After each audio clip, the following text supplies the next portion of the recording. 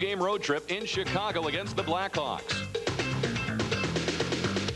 The Hawks are in a battle for their third Norris Division title in 4 years and are currently in second place, a point behind the Detroit Red Wings. However, only 3 points separate the top 3 teams in the division, so every game is a big one for first-year head coach Daryl Sutter's club. Defense is the name of the game in Chicago, and the Blackhawks have the stingiest in hockey, having given up only 209 goals this season. 2 big reasons can be found behind the blue line: Norris Trophy candidate Chris Chelios and underrated defenseman Steve Smith. Add all-star goalie Ed Belfour to the mix, and you come up with a Hawks team that leads the NHL with a goals against average of 2.75. These two clubs last tangled with each other back on January 23rd when the Hawks took the Whalers to school and came away with a 6-2 victory at the Civic Center. The big thing we have to do as a team is learn a lesson from these guys. They got 20 guys that play, and from their best player to their worst player and everybody in between, they all show up for 60 minutes of work. They're a great forechecking team, and their defense is stepping up all the time. And if you don't work hard and if you don't execute, they're going to throw a blanket on you because they're right there all the time. Whalers will have to execute tonight here at Chicago Stadium because they haven't won in their last 5 visits to the Windy City, dating back to March 2nd, 1988. So stay with us as the Whalers and Blackhawks get set to battle next on Sports Channel.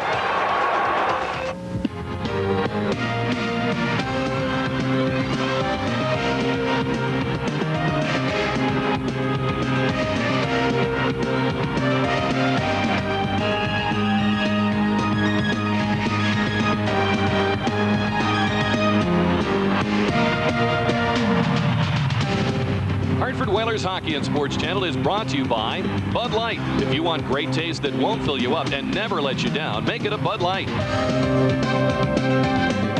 By Bob's Stores, everybody's favorite store. By your Connecticut GMC truck dealers, the strength of experience. By Shawmut Bank, understanding what you need, helping you make it happen. Shawmut Bank, know-how that pays off. By Gillette Sensor and the new Gillette Series. Gillette, the best a man can get. And by your New England Jeep and Eagle dealer, where you can get the advantage. Live from Chicago Stadium, Sports Channel presents Hartford Whalers Hockey. Tonight's game features the Whalers and the Chicago Blackhawks. Good evening, everyone. Rick Peckham and Jerry Cheevers with you tonight as the Whalers wrap up a stretch of 5 road games and 6 games against the Chicago Blackhawks in a very tough venue for visiting team Chicago Stadium. Both these teams are coming off wins. The Blackhawks are only 2-2 in their last 4, but they're coming off their best game in that stretch. A 3-1 win at Madison Square Garden on Friday against the Rangers. Ed Belfour paved the way with 39 saves in goal for Chicago. And the Whalers are coming off an exciting 2-1 victory last night at the Met Center in Bloomington over the struggling Minnesota North Stars. Jeff Sanderson, Zarley Zalapski, each a goal and an assist. Mario Gosselin once again outstanding with 33 saves. And Jerry, that gives the Whalers a record of 6-4 in their last 10 games on the road. They're quite comfortable playing around the National Hockey League. Well, they were certainly comfortable last night after a shaky start at the Met Center in Minnesota, thanks to the great goaltending of Mario Gosselin. But this team has come a long way, Rick, and I think it's very important in this last few games on the road to really find out if they are a legitimate a road team, and you have to be to survive the National League this year. I think it's important for the team next year, for the organization next year, to play well on the road. As we look at numbers comparing the last 10 games on the road versus the last 10 at home, the Whalers have been much more successful on the road, and defense seems to be the difference there, averaging a goal and a half a game better on the road. Now, Mario Gosselin has been starring. Jerry, it's been a thrill a minute for the Goose in his run of 6 straight games for the Whalers, subbing for Sean Burke and Frank Pietrangelo. I'm certainly enjoying watching Mario play. He's no pro, you know. He's a veteran. He knows what it's all about. And last night in Minnesota, I mean, he only had 33 saves. So, I mean, I guess he's fresh for tonight's game. You know, since Mario's been playing goal, the opposition has outshot the Whalers almost 2-1. And Mario has given the Whalers a chance to win every one of those games. I know they've only won 2 out of the 7 he's played, but he's given the chance to win every one. Jerry Jeff Sanderson has been the big story offensively with 41 goals, but someone's got to feed you when you're scoring that often.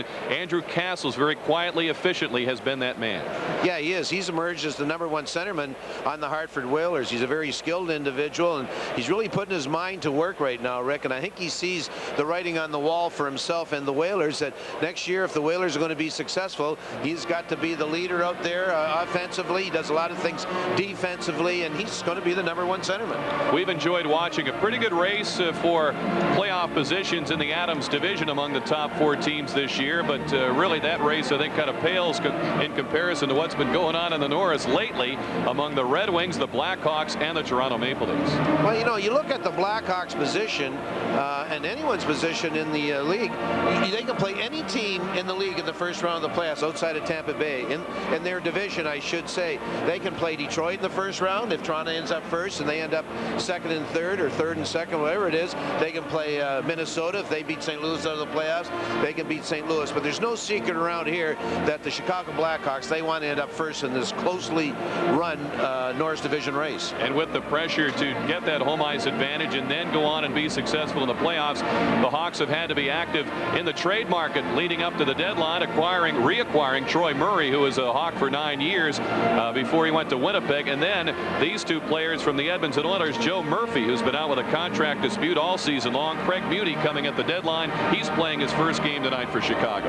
I think the big key, if the Hawks are going to win the Stanley Cup or at least get to the finals, is going to be Joe Murphy, Rick. He's going to be able to complement Jeremy Roenick, and their big problem with the Hawks is going to be scoring goals. They're going to have to score goals to get to the finals, and for any chance of beating the Penguins, if they're the team, or to beat whoever's in the finals against them, they're going to have to get goals for more than Jeremy Roenick and Steve Larmer. As far as Muni goes, he's a proven winner. He's a grinder. He'll fit perfectly in this building. Troy Murray is just one of many guys up front who's a trench player. They play good in the trenches, and if Murphy comes through, like we said, they have a very good chance to go to the finals and maybe win it. On defense, no one's playing better than Chris Chelios in the NHL. Well, I think he's a cinch to win the Norris. I know Raymond Bourque's come on strong the second half of the year, and there's a couple more candidates for the Norris, but this guy has been the most consistent of the defensemen in the National Hockey League. He will win the Norris Trophy this season. We expect a pretty physical battle tonight. These 2 teams lead the league in penalty minutes, and the Whalers have been playing some very intense games. That's what Darryl Sutter is looking for out of his Hawks tonight as they try to get back in the win column here at Chicago Stadium, and we'll have tonight's opening face-off in just a moment.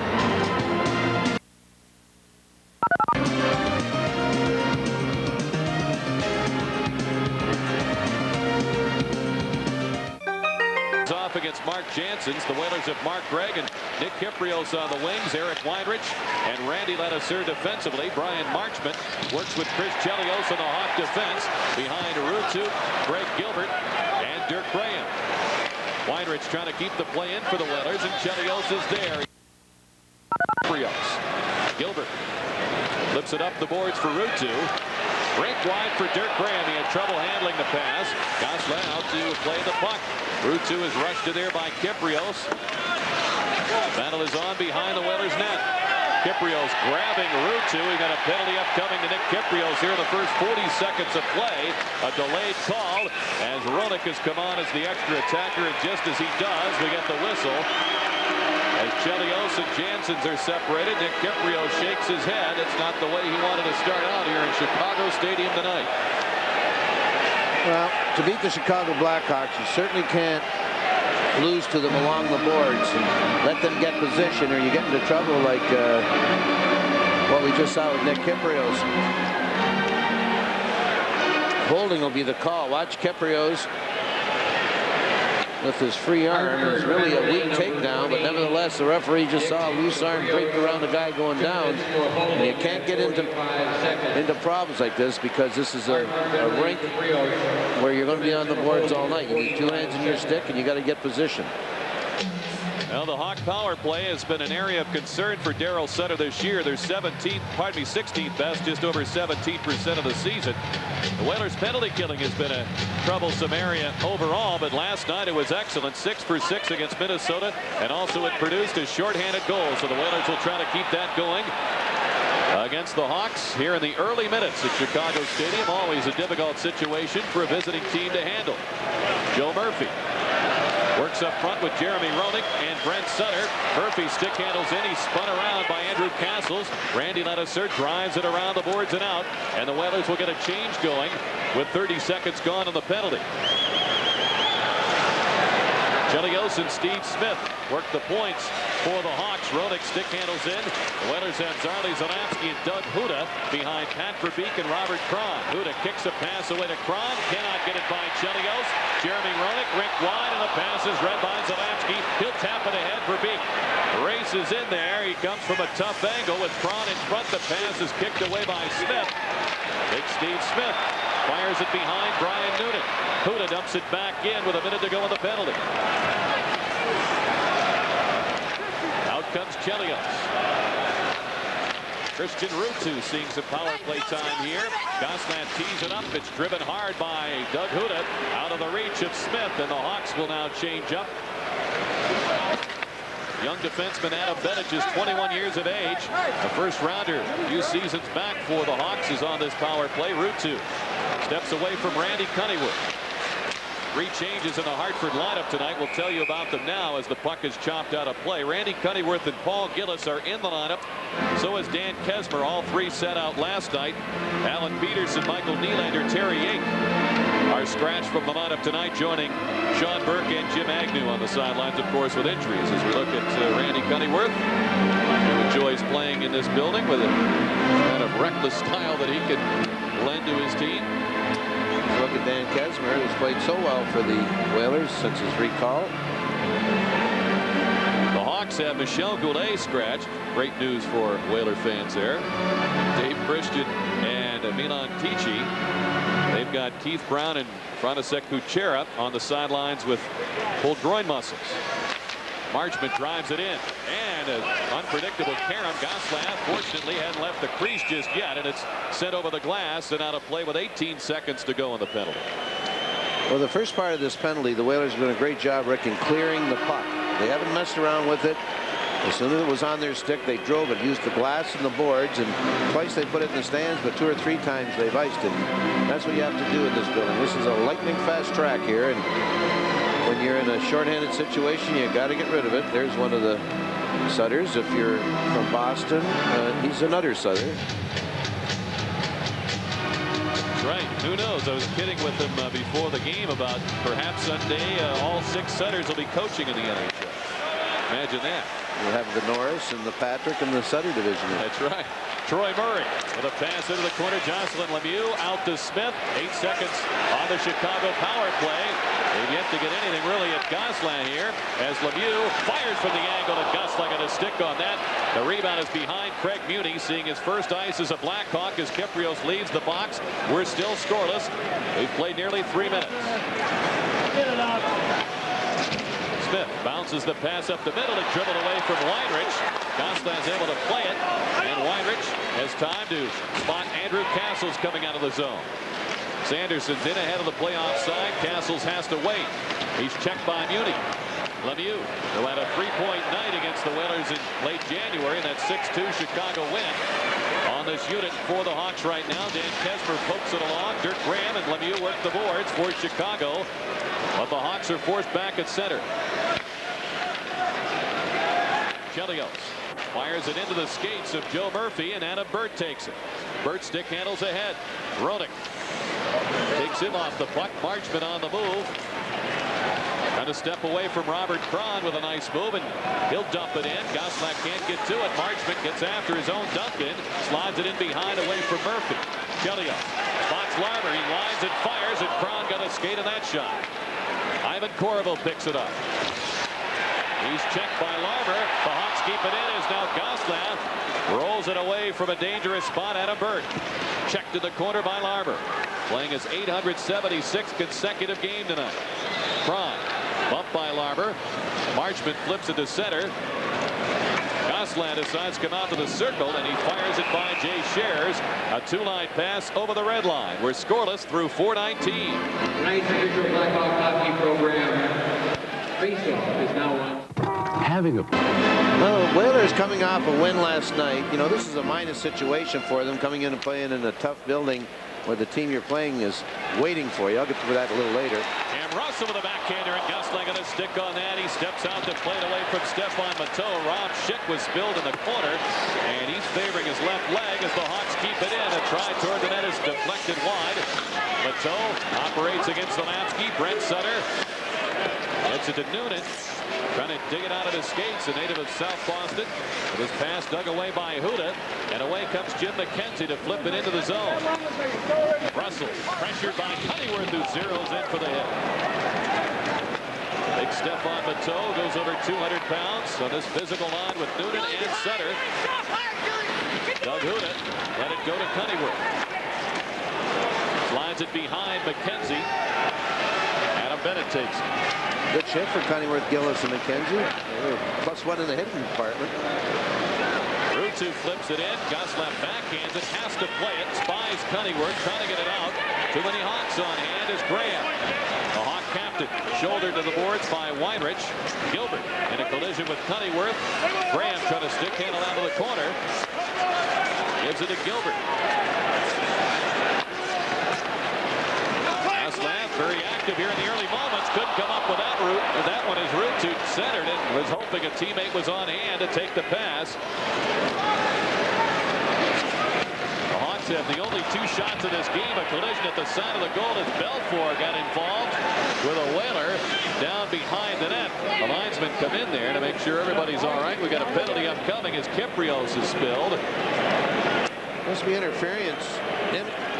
Interference against number 3. Watch it right at the left of your screen. He gets the stick into Kyprios.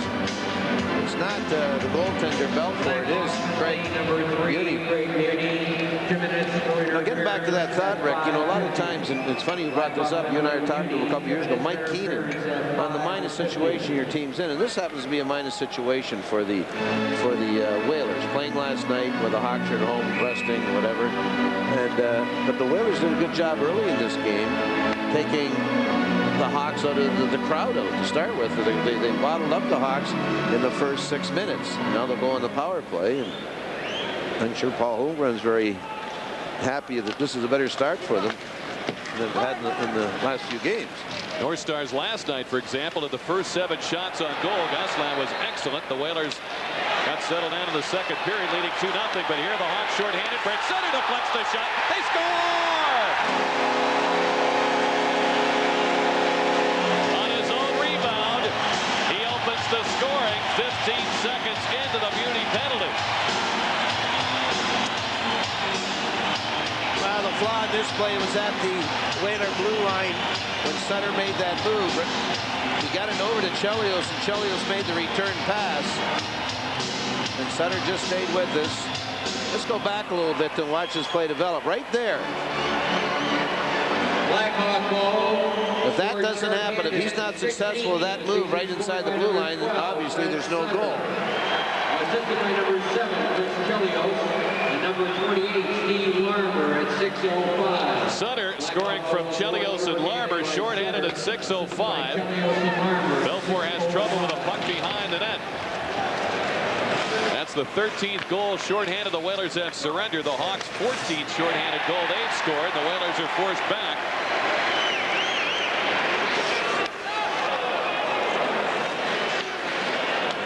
Have been scoring a lot of shorthanded goals here at the stadium this year. They're first in the NHL in that category. Verbeek is held up by Chelios. They get the sticks up. We get a whistle.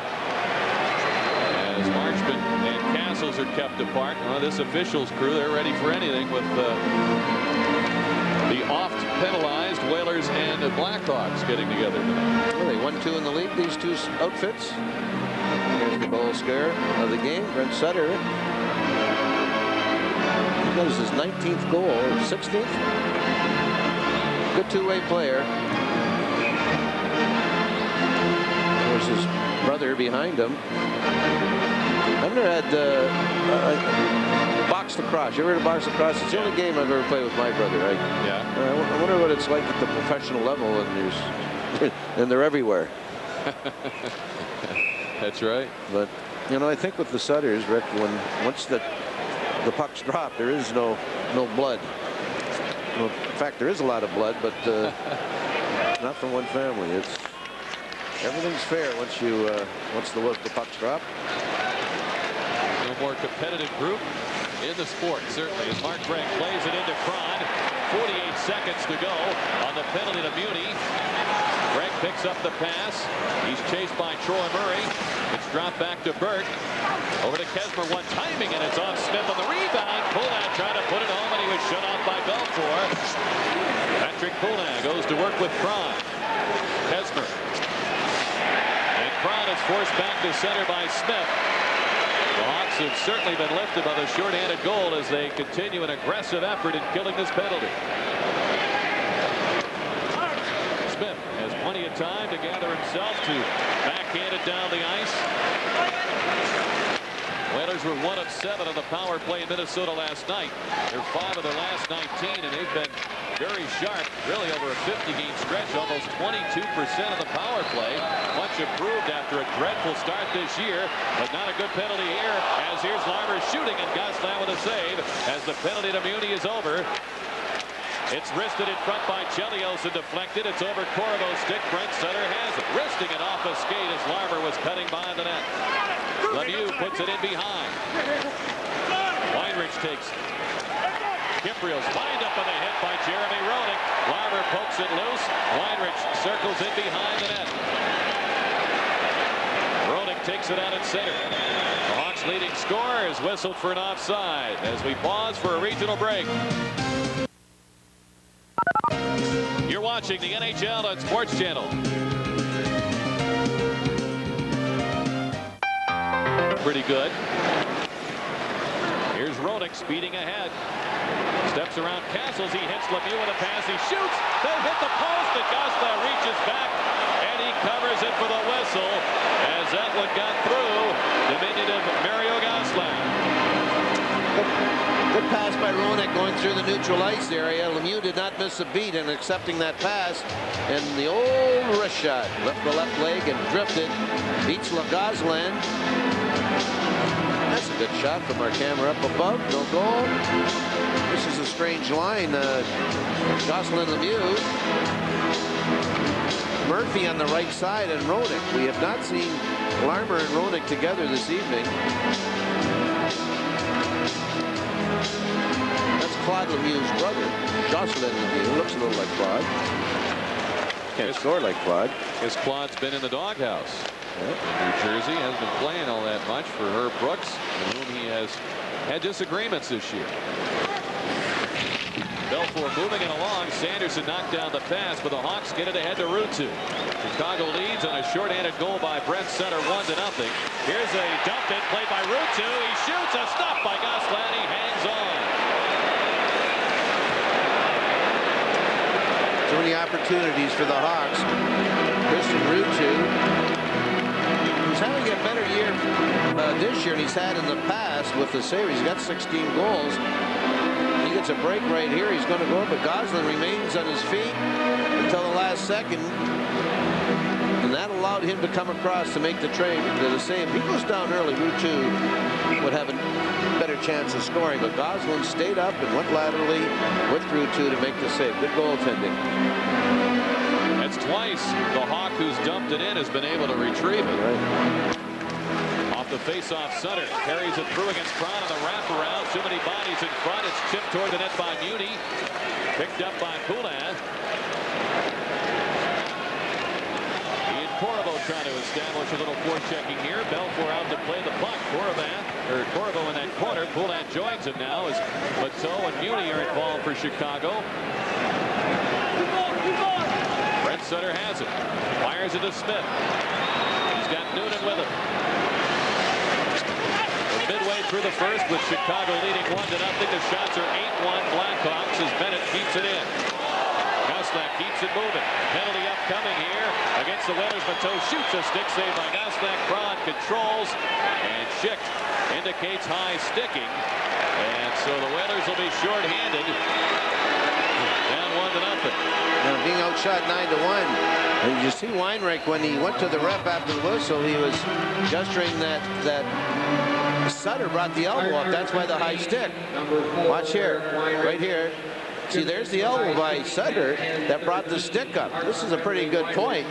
2 minutes for high sticking at 10-13. Weinrich sees there's a delayed call. Now he's going to get back in the game right here and go after Sutter.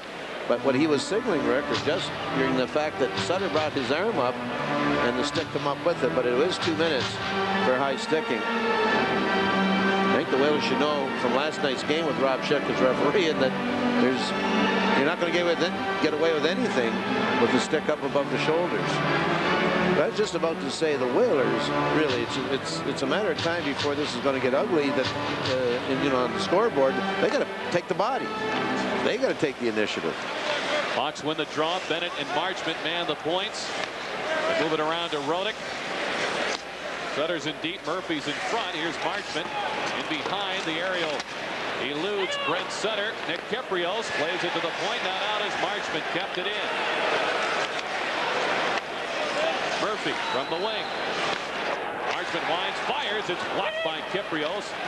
Loose puck. Huda's battling for it. Sutter is there. And center against Zanapski. Whalers did a good job on the first time shorthanded. The Hawks really got into it when they were shorthanded on the goal by Sutter. And they've been hard to hold down ever since. Another penalty upcoming to Hartford. Delayed call. Marchment shoots. Now we get the whistle as Huda and Brent Sutter were tangling in front. We had no whistle with the Hawks controlled, leading me to believe that it was Huda was going on, but I think we might have both. No, you're right, 100% right, Rick. The original call went to Doug Huda. There was a delayed call on against the Whalers as the Hawks had the puck at their blue line on the power play, but Sutter retaliated, so there'll be calls to each team. There's the original call right now. The hand will go up for cross-checking. No whistle yet. You're right about this. Now watch Sutter in front of the net. He's going to come back right here, take him down, and he'll get the retaliation call. There'll be no advantage here, and that's the goal obviously didn't count as the whistle went seconds before the puck entered the net. So things will stay the same. Number 27, Doug Huda. This is a type of game that Paul Holmgren knows all about when he was a Flyer. They had 3 or 4 players that could pick up on what was happening during the game and go out there and take a shot at someone or stirs things up. And right now they're back on their heels. And he knows this, and this guy knows it too, but he's not going to do anything about it. It's in his favor. Huda for high sticking and Sutter for tripping. The Twin Miners, we've got 1:10 to go on the penalty to Eric Weinrich. Just under 9 minutes remaining in the first period with Chicago in front 1-0. So we continue with a 5-on-4, and it's Rodick with speed through that neutral ice zone. Chelios gets the puck to Smith. Whalers of Sanderson and Castles in front of Ladouceur and Burt on the penalty killing unit. Smith's drive is blocked by Castles. Burt goes to the corner. Noonan digs it out. Slides it back to Smith. Chelios. Smith tees it up, lets it go. Castle slowed it down, and it's backhanded away by Sanderson, allowing for a change with 33 seconds on the penalty. Here's Chelios. Sends it in. Gosselin is able to set it up for Adam Burke. Lays it high off the glass and down the ice. Not a good shooting by Chelios. There was not much velocity in that effort. It was easy for the Whalers to control. We're down to 10 seconds in the Weinrich call, and Chelios has a little more pace on this dump in. Kesmer locks up with Rutu. It's played back to the point. Chelios fires, saved by Gosselin. The rebound is there for the taking. Lemieux is stopped by Gosselin. Jocelyn Lemieux in deep to Rutu. Weinrich's return. Here's Noonan shooting. It's deflected wide. Verbeek takes it. Slides it over to Cron. He's shouldered out of there by Lemieux. Kept in by Chelios. Smith with a wrist shot. Glove by Gosselin. He wants a whistle. His bodies are bumping all over the ice. Lemieux and Verbeek begin to go at it, and the officials try to calm everybody down. 7:24 to go in the first. The Hawks in front 1-0. Here's how to remember the lead. One from the point. Gosselin will make the save, and he'll get up. He'll make a save later on. Right there. You know what's good about Gosselin, the way he's playing? Watch the action in front. This is after the whistle. Now, here's what I mean. If you walk away from that push by Jocelyn, you're wrong. And Pat Verbeek certainly isn't going to walk away, as we just saw. They both got 2 minutes for nothing.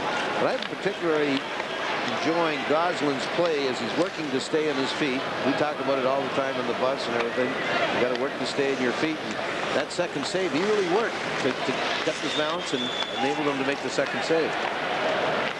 We bumped into Mario walking out of the Met Center last night, and he wasn't spending a whole lot of time savoring the victory. He talked immediately about coming in here and facing this type of barrage. The shots are 13-1 Chicago.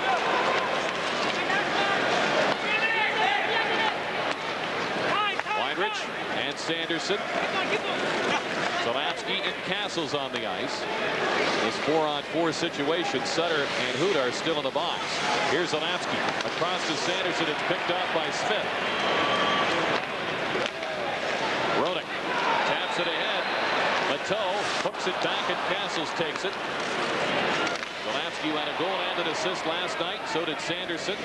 Hawks circle with it. Whalers want to change up. Rodick lays it there for Smith. He shoots into a crowd. A save by Gosselin with Kesmer and Mateau involved in front of the net. 44 seconds to go on the minors to Lemieux and Verbeek. Kesmer on the move. Shoots toward the net. Belfort turns it aside for Steve Larmer. He's cornered by Cron. Beauty comes in there to belt Cron from behind. He'll get a penalty as the Hawks are about to control. So with 5:52 remaining here in the first period, Craig Beauty is not happy with the call, but he hit Cron from behind and into the boards. You know, when Beauty hit Cron, I mean, you saw it. Watch Cron right now. Both shoulders facing the boards. Here's the hit. Well, stay with it. If we can stay with it, he's going to look at the ref once the call. He's going to shake his head. Well, there's no question about this. You know, we're going to go a little farther this after the hit. I mean, what the heck? You're not supposed to hit the guy like this. Now watch him look at. We're going to see this. Look, watch this. See, he just shakes his head. I mean, stay away from that situation. Once a guy puts his shoulders to the boards, you do not hit him. I mean, come on, and at least don't shake your head after that. It's a penalty. Beauty goes for boarding at 14:08. 28 seconds remain on the calls to Verbeek and Lemieux. So it's a 4-on-3 skater advantage for Hartford. The Whalers' second power play opportunity. And Brent Sutter will try to win this draw from Andrew Castles, who has Sanderson, Zalapsky, and Weinrich on with him. Sutter controls for Chelios. Larmer is also on this group. 2 forwards and a defenseman for Daryl Sutter. We're seeing this an awful lot. Last night we saw it in Minnesota. Castles flips it to Zalapsky. Weinrich. The Whalers are slowed up in the center ice zone. The pass back to Sutter. He winds, he fires. It's blocked by Zalapsky. Sutter has a shorthanded goal to open the scoring in this hockey game tonight. Larmer circles. Now Verbeek and Lemieux come out of the box. It's a 5-on-4 for the Whalers with 1:25 to go in the penalty. Verbeek takes the pass from Zalapsky. Sanderson cuts in. He's shut off by Chelios, who clears. Lemieux and Verbeek are still going at it behind the play. Zalapsky's pass knocked down by Dirk Graham, and Kulak stepped into him. Zalapsky hurried by Graham. Weinrich can't get it by Graham. He operates with Ruutu. Whalers are in the process of changing personnel on this power play, which has 48 seconds to run. Mark Gregg steams up the wing, drops it. Patrick Kulak cuts it, shoots. Belfort to save. The rebound is played away by the Hawk goaltender to the corner. Gregg finds Cron. Out to Burt. Rushed by Graham. Chelios is time to try to clear. Knocked down by Burt. He tried to connect with Cron. Chelios works it free. Robert Cron gets over there for it. Smith checked by Kulak, but he bounces it out of the zone. The Whalers were changing at the point position as Kesmer comes on for Eric Weinrich. 10 seconds on the penalty. The Whalers are driven back as Burt turns away from Troy Murray. And out of the box comes Craig Muni as the Hawks are back to full strength with their 1-0 lead intact. 3:45 to go in the first period. Lemieux on the hit with Janssens. Janssens goes down. Murray drives it on goal. Gosselin a save. Corabo gets it to Kyprios. He flips it to the corner. Belfort takes a look. Sets it up for Marchment. Big Stu Grimson. The Grim Reapers on the way. Huda takes out Murray. Grimson has the puck. He was a crowd favorite. There's no question about that, the Grim Reaper. They love him here at the stadium. Huda shoots it in. Cam Russell comes by, gets a shoulder for his efforts from Corvo. Rodick looking for room to roam at center. Held up by the Whalers defense. Corvo goes down into the boards at the Hawk bench as he tried to play that puck into the corner of the Chicago zone. Whalers have Cunnyworth, Gillis, and McKenzie on the ice. Ladouceur winds, fires. It's wide of Belfour. One of the hardest hitters for the Blackhawks is Jeremy Roenick, their leading point scorer.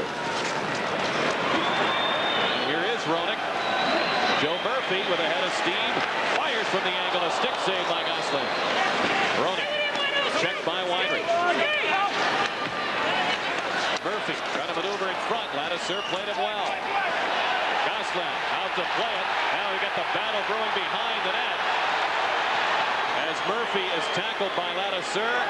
Noonan tries to get in there. Cunnyworth attempts to keep him out of it. And the linesman trying to separate Ladouceur and Joe Murphy. 2:15 to go here in the first period. Let's pause for a regional break. You're watching the NHL on Sports Channel. Didn't you at least comb your... Rodick speeds ahead, drops it back for Smith. Over to Chelios. Jansen's out on him. Rodick to Smith. He'll fire, and it's knocked down by Gosselin with a blocker. Sutter out of the corner, stick handling in front. A nice poke check by Gosselin. Larmer fires, and it's deflected perhaps by Gosselin. Over the net, off the glass, and Chelios is forced back. I think you're right, Rick. Larmer knew he had to get it up, and I think it hit the goose in the shoulder. Tough carom off the glass support. Gosselin nervously watched that puck dribble near the goal line. Here's Smith with a wrist shot. Bird blocked it. He turns and clears. The only bad part about that save by Gosselin off the arm was that no one saw it. He didn't get credit for it. Almost ripped his arm off. I used to hate that plain goal. Chelios banks it off the glass. Huda taps it loose. He pursues and encounters Ruutu. Mateau had it poked away by Verbeek, and the Hawks are forced to center once again. Whalers have taken care of the first minute 15 of this penalty. We're inside a minute to go in the period. Now Verbeek getting involved with Chelios near the Whaler bench as the Hawks bring it into the zone. It's centered, but Verbeek got back to take it away. And the Hawks will have to reorganize now. 30 seconds on the extra penalty, being served by Gregg. And Steve Smith lumbers through center, and he's preceded into the zone. The play is whistled out offside. Ex-Oilers Steve Smith. You know, he's been paired with Chelios for the most of this year, but all of a sudden we walk in here and Keith Brown's out. Kuchera's out. Now they broke them up, so at equal strength. Of course, in this building, you don't play equal strength very often. He is paired with someone else. Very, very solid all-around game. Yeah, he's good. He really utilizes his reach. He stands up in the blue line. Probably one of the best guys in standing up at his own blue line. 18 seconds on the penalty. 30 seconds remaining in the period. Jeff Sanderson has the puck. Ian Castles maneuver ahead. Castles cuts in. Troy Murray takes over. He had a nice 9-year run here in Chicago Stadium before moving along to Winnipeg last year. Russell sails into the corner. Gregg is out of the box. Whalers kill the penalty. 10 seconds to go in the period. Adam Burt pins his man. Castles trying to dig the puck out, or at least prevent Graham from doing so. Whalers keep the play behind that net. And there is the siren ending the first period. A number of power play chances, a total of 5 for the two teams. But Mario Gosselin under fire once again as the Whalers are outshot 16-3. They trail, though, just by the count of 1-0. Our intermission activities are upcoming, so don't go away.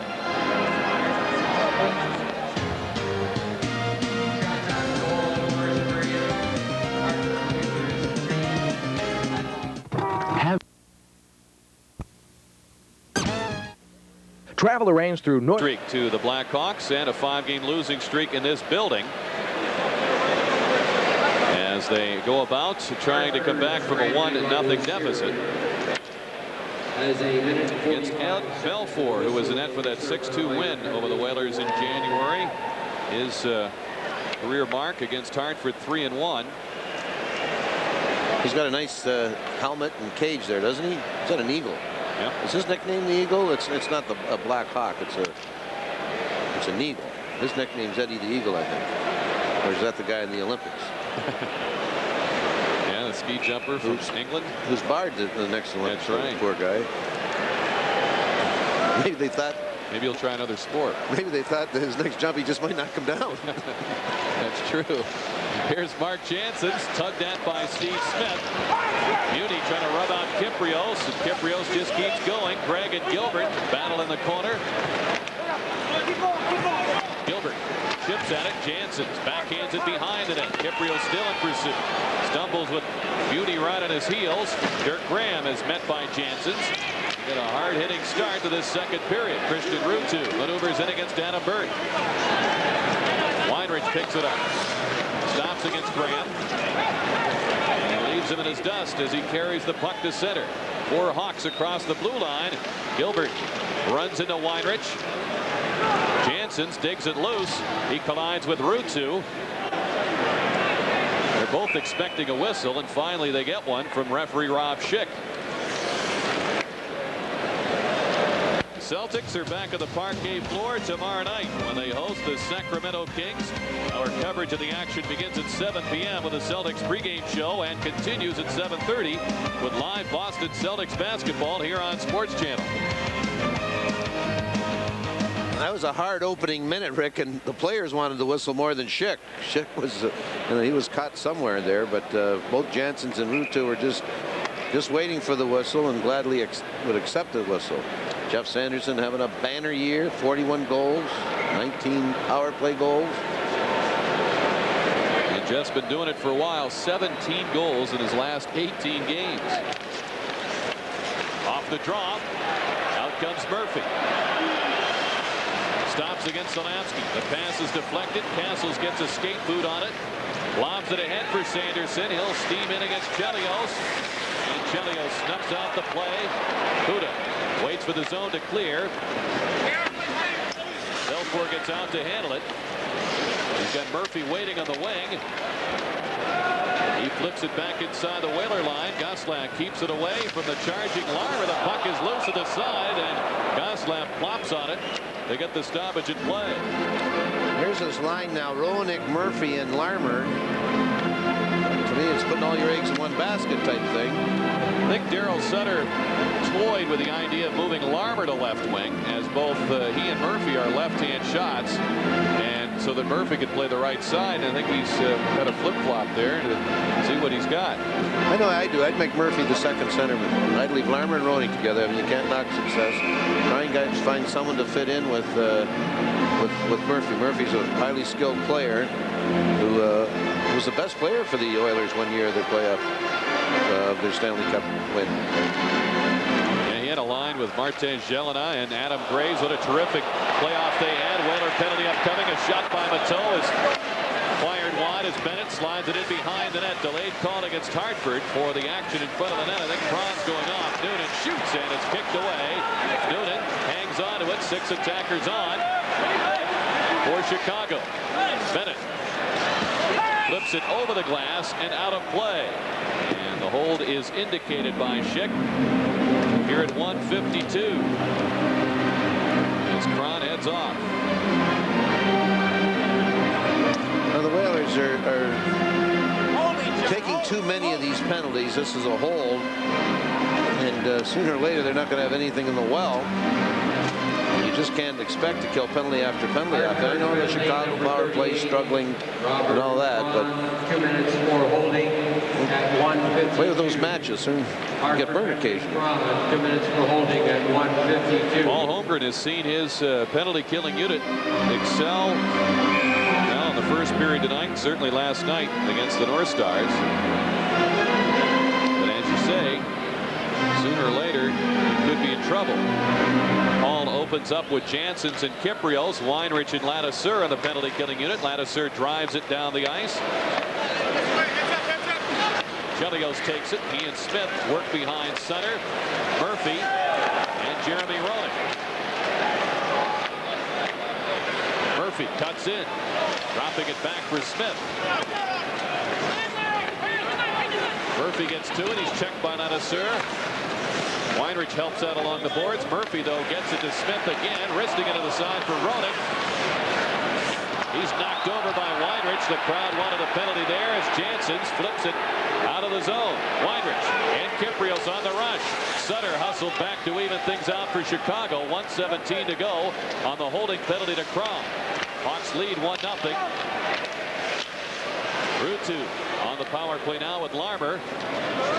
Roenick fires toward the net, deflected away by Huda, and he will send the Hawks back. Roenick was giving Schick a little lip on his way out. Ruutu had just 4 goals for the Sabres last year. As Jerry mentioned, he's putting up better numbers this year, and he gets involved with Huda, who is looking for a penalty as the Whalers send the Hawks back, and the Hawks have not really threatened here with 40 seconds to go on the penalty. Chelios shoots it in. Taken by Sanderson, and he turns and clears it out. The faithful are getting a little antsy. Pass deflected by Verbeek. Bennett has to turn back for it. Cunneyworth in to pressure him. Bennett gets it to Lemieux. Slowed up by Ladouceur. Bennett takes it. Cuts in on Weinrich. Shoots. Save by Gosselin. He checked to make sure the puck was still there, and he covers for the whistle with 4 seconds remaining on Kron's penalty. Well, that was the only shot of the power play for the Hawks. 1:56. And here's the rookie Bennett. Little goose right out on top of the crease to make the save. I would suggest the Whalers somehow start shooting the puck in and taking the body. It's the only way they're going to get into this game. I know it's 1-0 and it's, you know, they're in good shape. But still, they got to sooner or later attack and get some opportunities. They had one good shot in 24 minutes, and that was a wrist shot by Patrick Poulin near the end of the first period. Whaler fans know the Whalers have had these slow starts lately. Here's the shot by Bennett. Gosselin with a save as Kron leaves the box, and the pass is sent by Ladouceur behind him. Russell back. And they're going to blow the whistle for the icing call with 4 minutes gone here in the second period. All across the country, excitement. For that fresh, pure, natural taste, nothing beats a bun. Andrew Castle's on the rush. Verbeek just preceded him into the zone offside. Andy Castles just missed Verbeek going down there. He just put his head up a little late. Verbeek had a step on his man, had the defenseman beat. Pat Verbeek doesn't show much emotion in that situation, but he knew he had a great opportunity here. And Andy Castle doesn't miss this play often, but he missed this particular one. Here are the career numbers against the Blackhawks for Pat Verbeek. So as a key member of that big line, has 17 goals in his last 23 games. Dan Kesmer back with the puck. Fires it to Castles, and they're on the rush again. He gets it to Sanderson, back to Castles. Larmer takes over in the corner. He just dumps it out. Kesmer sees he has Roenick after him.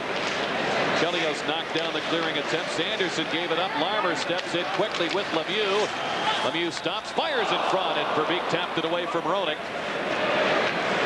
Marchment backhanded the puck into the zone as Sanderson fires it ahead, trying to connect with Cunneyworth on a change. Dumped in by Castles. Chelios out for Brian Noonan. He had a couple of goals in New York against the Rangers the other night. He's rubbed out here by Zanavsky. Lemieux belted by Doug Huda. Brent Sutter, who has the game's only goal, fires in front. Gillis on the scene to take it. All very short stint with the Blackhawks before coming to the Whalers. McKenzie let that puck leave the zone. They wave off icing and Belfour's out to play it.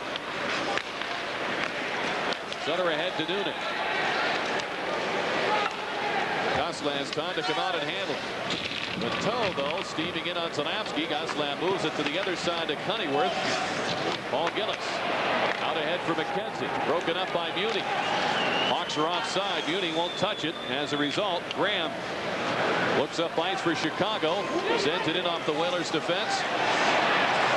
Zanapski pressured by Stefan Matteau. From behind the net, Ruutu trying to cut out in front. Fires through the goal mouth as Matteau was in front of Zanapski, but could do nothing with a pass. Zanapski around to Gillis. He struggles to clear against Gilbert and does so. And this will be icing as Muni is back.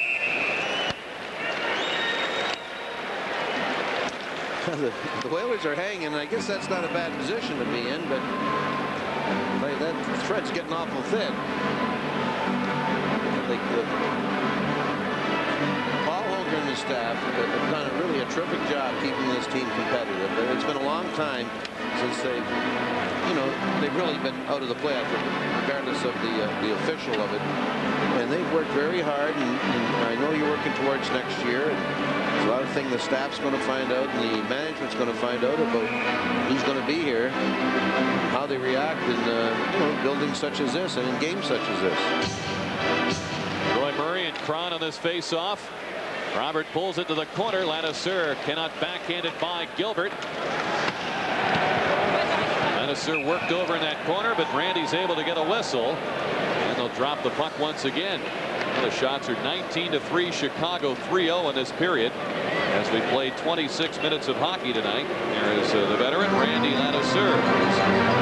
Fought many a battle in this building with the Detroit organization as well as with the Whalers. You know who's in this building tonight, Rick? Mike Keenan makes his first appearance since voluntarily leaving or being forced to leave. He is here. He's sitting next to Brian Burke, as a matter of fact. There they are up there. Mike Keenan on the right. He's the GM of Team Canada in the upcoming World Championships, and Brian Burke is the general manager of Team USA in the upcoming World Championships.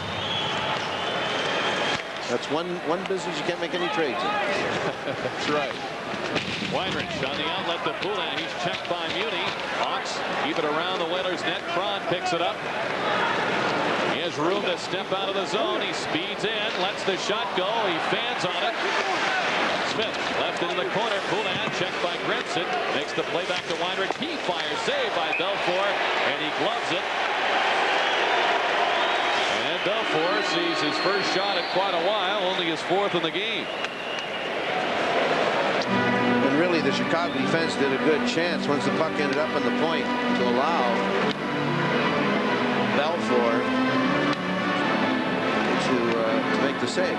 You know, the Hawks have Belfour, and this guy's a hard competitor, is a winner. And they also have a very good other goalie in Jim Waite, who, I guess, as we sit around in the hot stove league and talk, he is certainly to be a goalie picked in the expansion draft next year. There's Jim Waite, a young French person.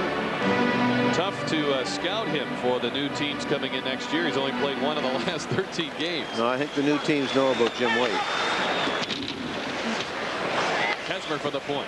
His shot is off the pads of Belfour, and he has an easy time in covering it. And once again, that Hawk defense taking care of business. Kyprios and Adam Bennett have a bit of a disagreement there. But Darryl Sutter has been looking for more intensity, as he stated in our between periods interview. His team has lost 2 out of 3 here at home. And looking at a bit of a longer stretch, 2 wins in their last 6 here at Chicago Stadium, where they've been very dominant for much of the season. Been very dominant for an awful long time in this building. Kesmer off the faceoff, fires into a crowd. It's off an ankle and bounces to Bennett. He's checked by Kyprios. Larmer grabbed by Gregg. Roenick takes the puck. He's got Murphy with him. Murphy steams in. He's shut off by Adam Bird. Larmer spins away from Mark Gregg. Murphy has it. Going to step out of the corner. Bumped by Gregg. Adam Bird. Stick handles out for the Whalers. Still, it's a 1-0 game. 12.5 to go in the second period. Kyprios hurrying Belfour. He sends it off the ledge of the board. Zanapski drives it right back in. Whalers get the Verbeek, Castles, and Sanderson line on in front of Zanapski and Huda.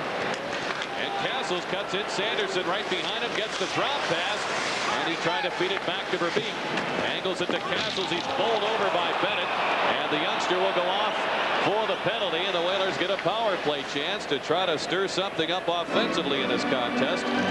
With just about 8 minutes gone in the period. You know, at the start of the shift, it looked like something might happen in the Whalers' favor as the Hawks had Bennett and Russell out there. And watch behind the net. Castle's trying to get away, and he finally goes down. 47, Adam Bennett. And the rookie Bennett, Adam Bennett. At 7:55. Blackhawk penalty, Bennett, 2 minutes for holding the stick. Boy, that guy holding the stick. Look at the guy in the box with Bennett. He looks like a hockey player. He is maybe just apprenticing as a penalty box custodian. They've got a long-time crew here at the stadium, and the new building is looking pretty good across the street. They're moving right along there. Pat Verbeek on this power play chance, number 3 for Hartford. Zalapski and Weinrich to the point. The pass in front. The save by Belfour as Castles might have tipped that shot by Weinrich. Zalapski leads it to Sanderson.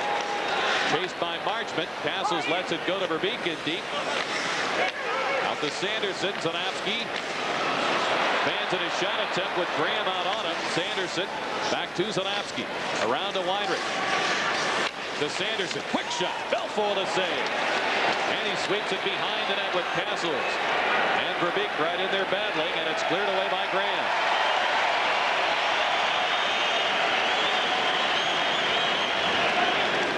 A minute 12 to go on the holding the stick penalty to Adam Bennett. Robert Cron on this Whaler power play sails into the corner. Verbeek trying to get there. Beauty had the angle. Sanderson takes on Sutter. Smith chops it along. Zalapski trying to hold it in, and the puck just dribbles out over the line. And Kesmer, who had 1 goal in Springfield in nearly half a season, gets called up and has 4 for the Hartford Whalers. Here's Poulas shooting it in. Belfour with Gregg right on him. Gets it loose to Smith. Braun trying to dig it out of his skates. Sutter takes over on it, and it's clear down the ice. 25 seconds remaining on the Whaler power play chance, trailing 1-0, nearing the midway point of tonight's hockey game. Belfour lets that go. Marchment trying to get there. Jay Sherris took a good look, and the Whalers won the race, so there's no icing. Kesmer sends it off the glass. Marchment pursues. As the penalty time just about up, and the Hawks, after a little flurry to start with in that power play chance for Hartford, hold off the Whalers and protect the 1-0 lead. Kiprios steams ahead. McKenzie with it. Kiprios trying to cut in front on Marchment, and it's poked away as Chelios went to work on Kiprios from behind. Troy Murray couldn't handle the pass. However, Lemieux hustles in there, picks it up, lobs it in the goal mouth, and it's covered by Gosselin, and we get the whistle. Let's pause for a regional break. You're watching the NHL on Sports Channel. Sherman, he stepped away from Janssens. The try toward the net. Ladouceur blocked it. Kiprios had it work free. It's Steve Smith out ahead for Larmer. Steps inside Weinrich. Lets the shot go, and it's deflected to the corner. Weinrich hurried in there by Murphy. Roenick follows up. Janssens puts a stop to that. Weinrich tapped it up the boards, and Muni plays it back into the corner. Jim McKenzie involved in that corner along with Muni.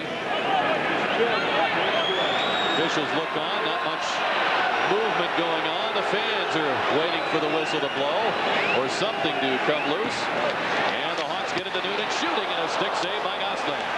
Corriveau backhands it away. Now in front of the net, Ladouceur will be whistled for interfering with Jeremy Roenick just as Gosselin made that stop here at the 11:30 mark of the second period.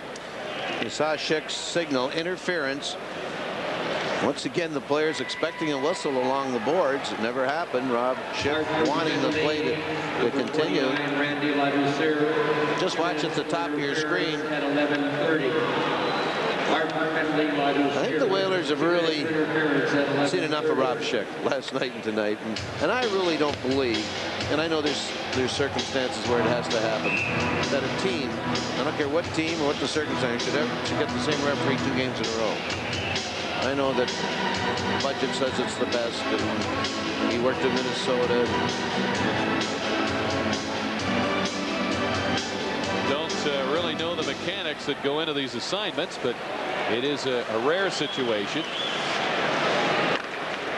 As the Hawks are in the power play for the 5th time in this game, they really have produced very little in the way of opportunities when they've had the man advantage. Their chances have come at even strength. They're even shorthanded. Their goal came shorthanded. Marchment drives it in. Gosselin plays it. Troy Murray right there on the seed, trying to dig it loose, and it's cleared away by Huda. Chelios compacts the play, turns it back to Murray. Troy Murray shoots into a crowd, of save by Gosselin. Red Sutter was right on the doorstep. Now with the Whalers changing up, Chelios slips it ahead. Bateau shoots, and it's gloved by Gosselin. He'll hang on. 1:12 to go, and the Ladouceur penalty with the Hawks in front 1-0.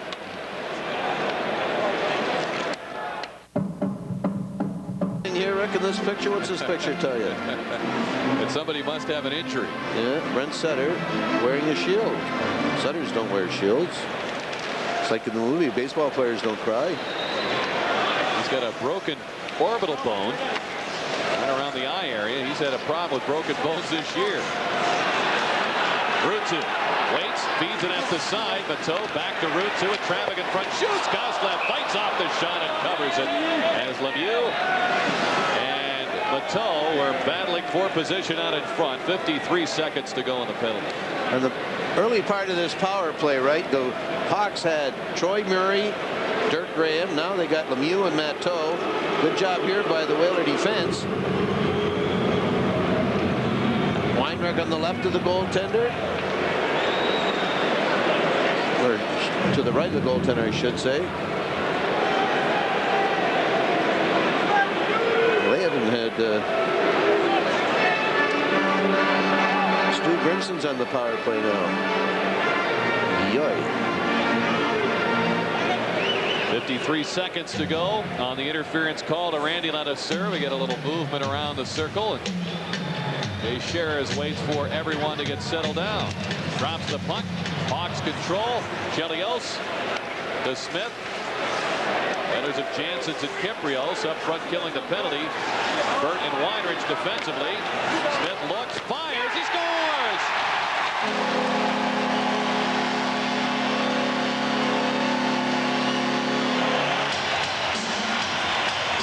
Well, we made a little fun of Grimson being on the power play, but Coach Sutter knew what he wanted. He wanted a guy in front of the net.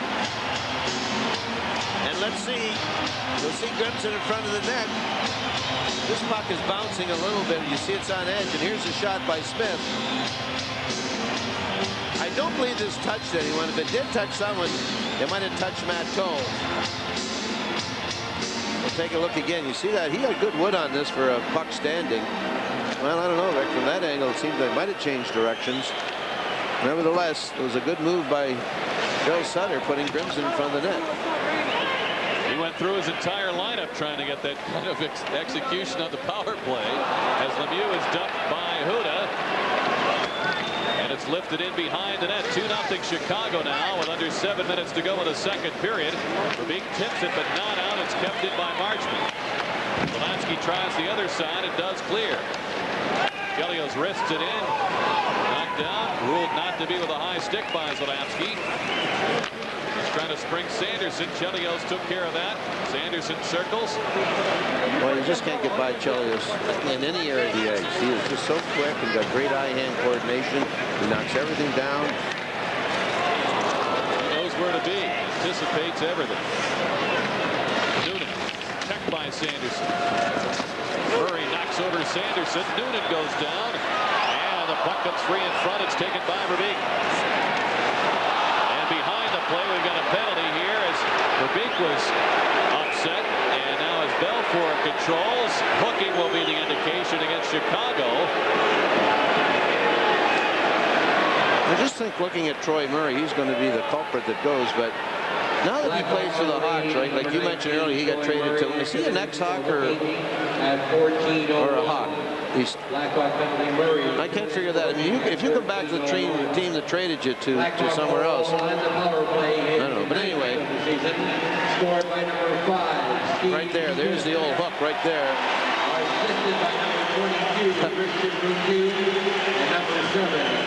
Well, it is Smith's goal on the power play at 12:50 from Chelios and Ruutu for the 2-0 Chicago lead. Murray for hooking at 14:01, and the Whalers have their 4th power play chance. I guess really it'd be ex-Jet Troy Murray. Yeah, now it's a special category. You spend 9 out of your 10 years in one city, then come back to that one city. It's tough to put a label on it, I guess. Hope you're not going to lose any sleep over that one. Well, we like to know these things. A steal by Sutter, cuts in, saved by Gosselin as Kesmer gave it up, and Sutter walked right in looking for his 2nd short-handed goal of the night. Kesmer, rink wide to Gregg. Gaining speed, top dead by Smith. Fires it back around to Kesmer. In deep to Gregg. Robert Crum operating with Gregg and Poulin up front. Burt and Kesmer are the point men. Burt in from the blue line. He's belted by Smith, and it's cleared away. 1:12 to go on the Troy Murray hooking penalty. Just over 5 minutes to go in the 2nd period. Shots for the game are 25-7 Chicago. Here's Castles cutting in, dropping it. Verbeek lines, fires, and Marchment blocked it. Chelios and a step away from Verbeek and Castles, going down, trying to encourage a call, none forthcoming. Castles and behind to Sanderson and out to Weinrich. Rushed by Graham, and Weinrich is forced to center. Verbeek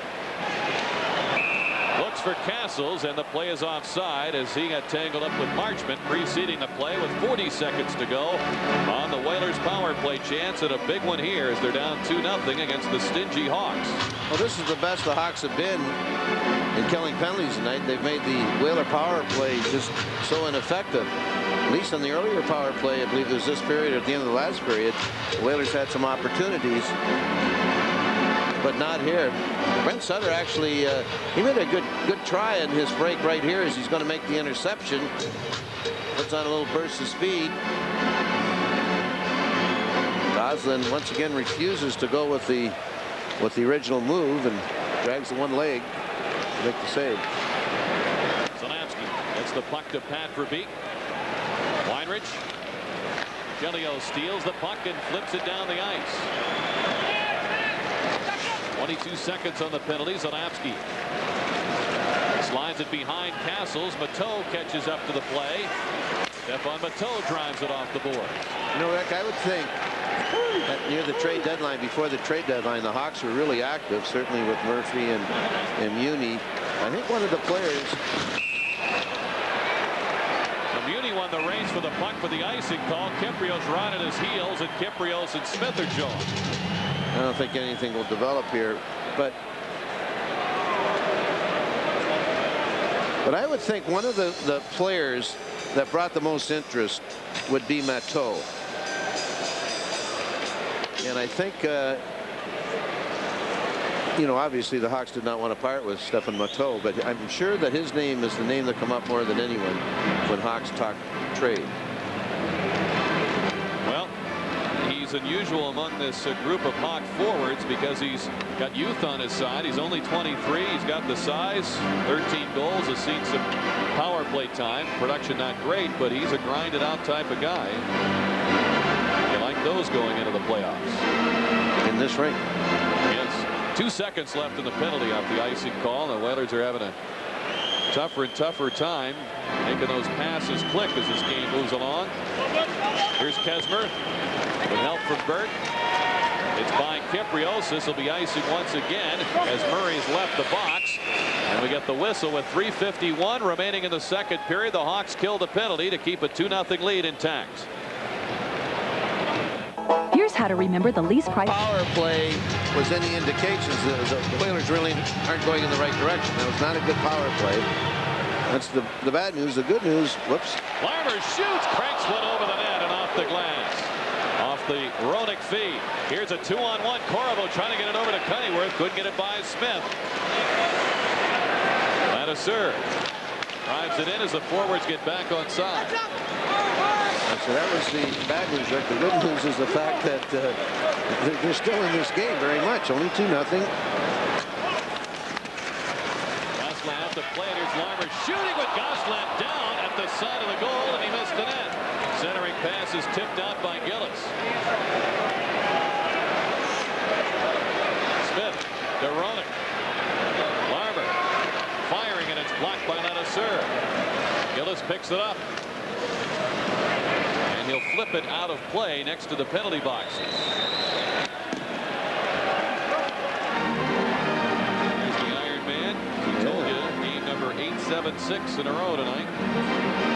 He's 35 goals this year. His 9th year with 30 or more. Yep. Mr. Consistency. I'll tell you, he is a guy that you go to a game, watch the Hawks play, and you go have a beer after, and you say, geez, Steve Hartford wasn't very sharp tonight. And your buddy would say, well, he got 2 goals and an assist. So you saw by that graphic, he has been on the score sheet a lot against the Whalers in his career. They did keep him off in that January meeting, but he had 3 assists. You see, he didn't score in that particular night. Mario Gosselin now being attended to, or at least discussing things with Rob Schick. He was spilled at the side of the goal on that last Larmer attempt from a sharp angle. This copyrighted telecast is presented by the authority of the Hartford Whalers and the National Hockey League and is intended solely for the private non-commercial use of our audience. Any publication, retransmission, or other use of the pictures, descriptions, and accounts of this game without the express written consent of the Hartford Whalers, the NHL, and Sports Channel is prohibited. Announcers on this broadcast are selected by Sports Channel and approved by the Hartford Whalers. We'll see what happened to Gosselin as he fielded the puck and tried to get back in the net. I think he bumped into Randy Ladouceur. Oh yeah, boy, this is one thing when I played. I hated falling that way. Of course, we didn't have the big helmets then. Solamski gets the puck to his partner Huda. Greg chops at it. Brent Sutter feeds to the side. It's Mateau. Fires in front. Cron picked it off. Mark Gregg sails it down the ice. And Bennett strides and gets there and a pulled out for the icing call as the Whalers are trying to get it out of the zone and get it out of any potential trouble. They really have not been able to muster any attack except for early in their most recent power play chance. That was about it. I'm sure Paul Holmgren is very much concerned right now. And you know, one thing, and you don't do in hockey, you got to stay away from saying, oh, we played last night, we're the tired team. It doesn't work in this game. It doesn't work in any sport. There's no excuses if you really want to use them. There is no excuse. Bennett wrists it toward the net. It hit Jansen on the shoulder. Grimson trying the fancy trick shot. Hesberg got it away, but not out. Bennett had it slapped out of his grasp, though, by Jansen. As Grimson and McKenzie near the benches, and they're going to go. Well behind the play. The 2 heavyweights get ready to rumble. I don't know if they're going to get loose or not.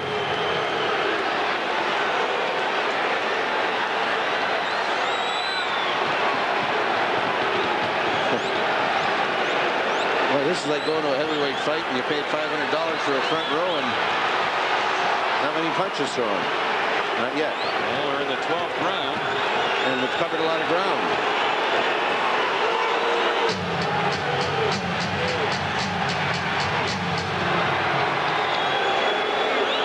Well, this is an equipment manager's nightmare with the jersey tugging going on, but that's about it. They finally both said, ah, the heck with it. Both shaking their head. This had, I don't think this was a record in distance. I'm sure both guys are disappointed they didn't get loose. Jim went right after him near the bench area. This has got to be delaying the game somewhere along the line. I don't know what the penalties will be. Certainly can't be roughing. Can you get a misconduct for that? Yeah, I don't know. But if they call it roughing, that's not fair to the game and to the call itself. And I know that both players are disappointed that nothing materialized out of this.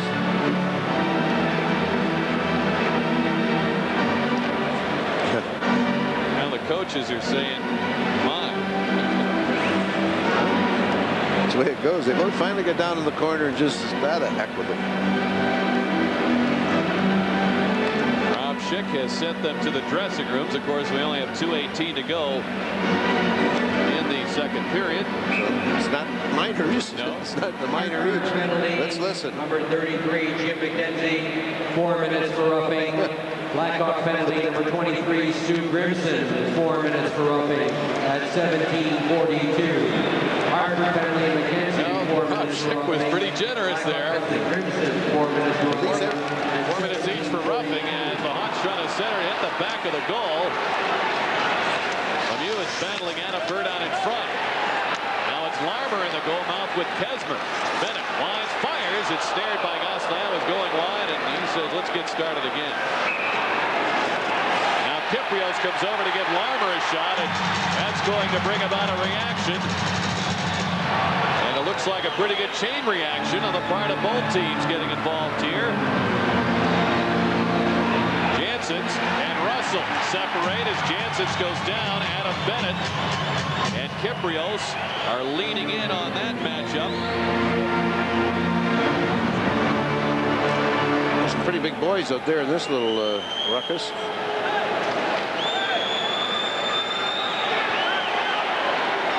We're not done yet. Randy Cunneyworth is steamed at Schick, and now Cunneyworth takes a shot at Larmer. I think Cunneyworth was on his way to the dressing room.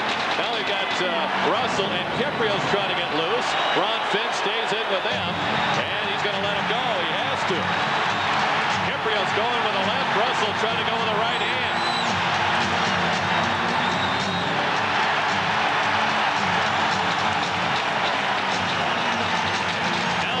At center is going.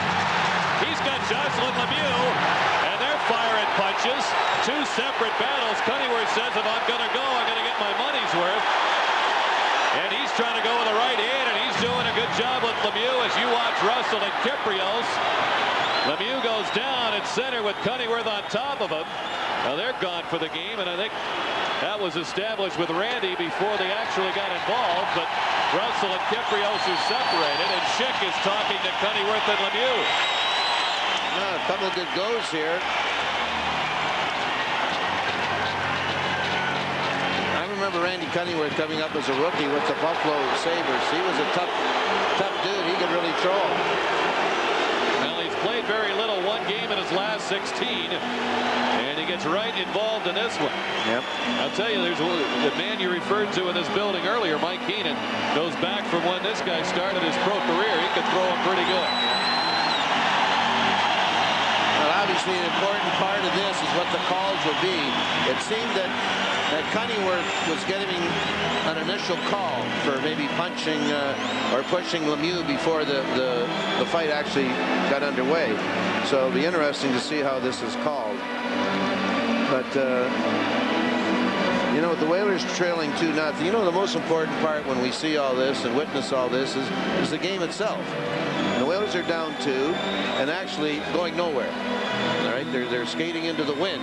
So this can't help from the Whalers' perspective. It can't hurt, I should say, from the Whalers' perspective. And maybe it's, I don't know, it can't hurt. I mean, they're going nowhere anyway in this hockey game. So it's no spark tonight to this point. So maybe this is something that may spark them. And that's the way I look at it. And I know you don't like seeing this in hockey. I'll never. This is not good for hockey. I don't mind seeing a good fight, but still, you got to figure out what it takes to win a game at times. And hopefully that was the intention by the Whalers in this particular incident. A minute 54 to go here in the second period, and Rob Schick talks it over with Dirk Graham, the captain of the Hawks, and Pat Verbeek, the captain of the Hartford Whalers. And I'm thinking from the way he pointed to Randy Cunneyworth that the Whalers will get 2 extra minutes for, you know, after they all added up. There'll be a Hawk power play. That's the way I'm reading it right now.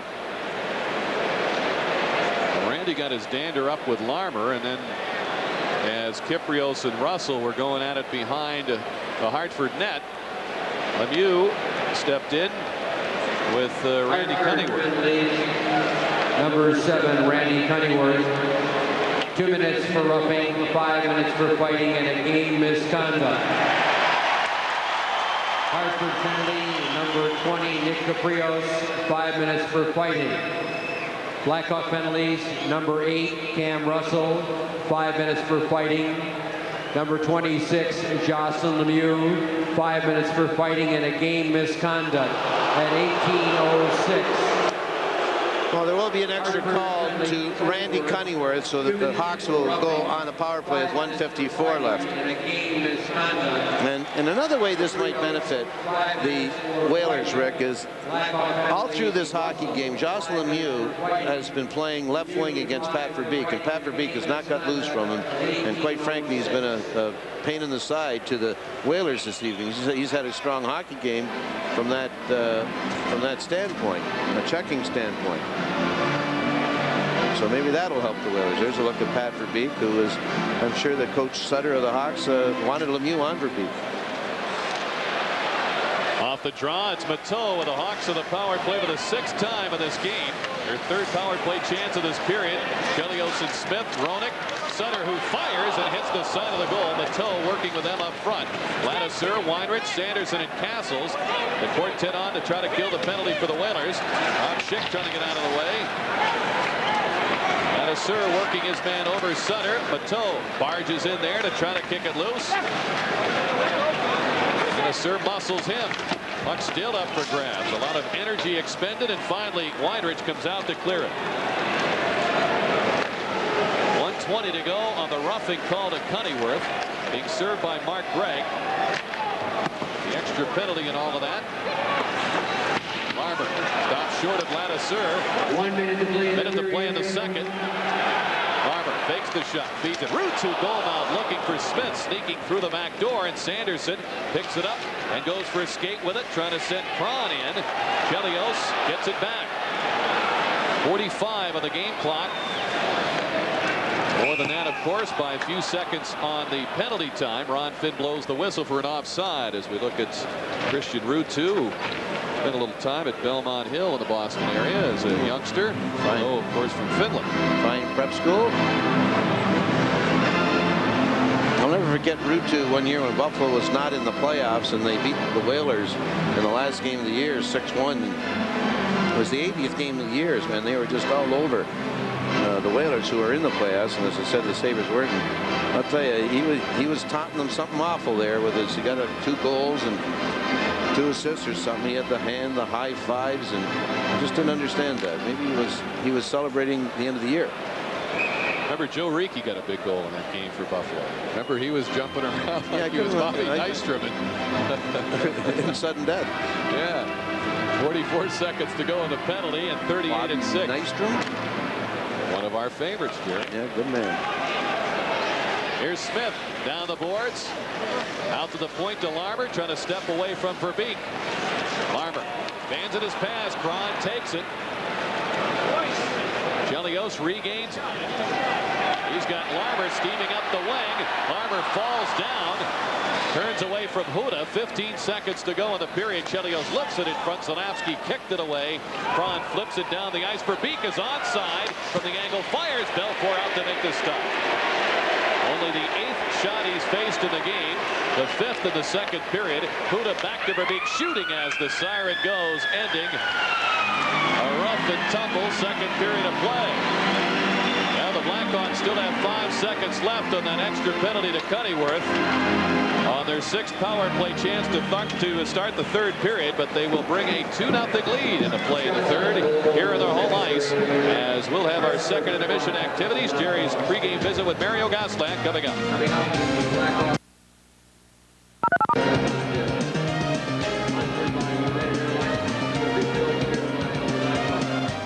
Yogi Mantle. Rodman Ford and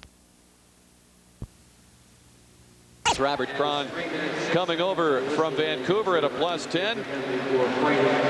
Kiriaka +4, at +3 Al Peterson and Dan Kesmer, and Paul Gillis at a +1.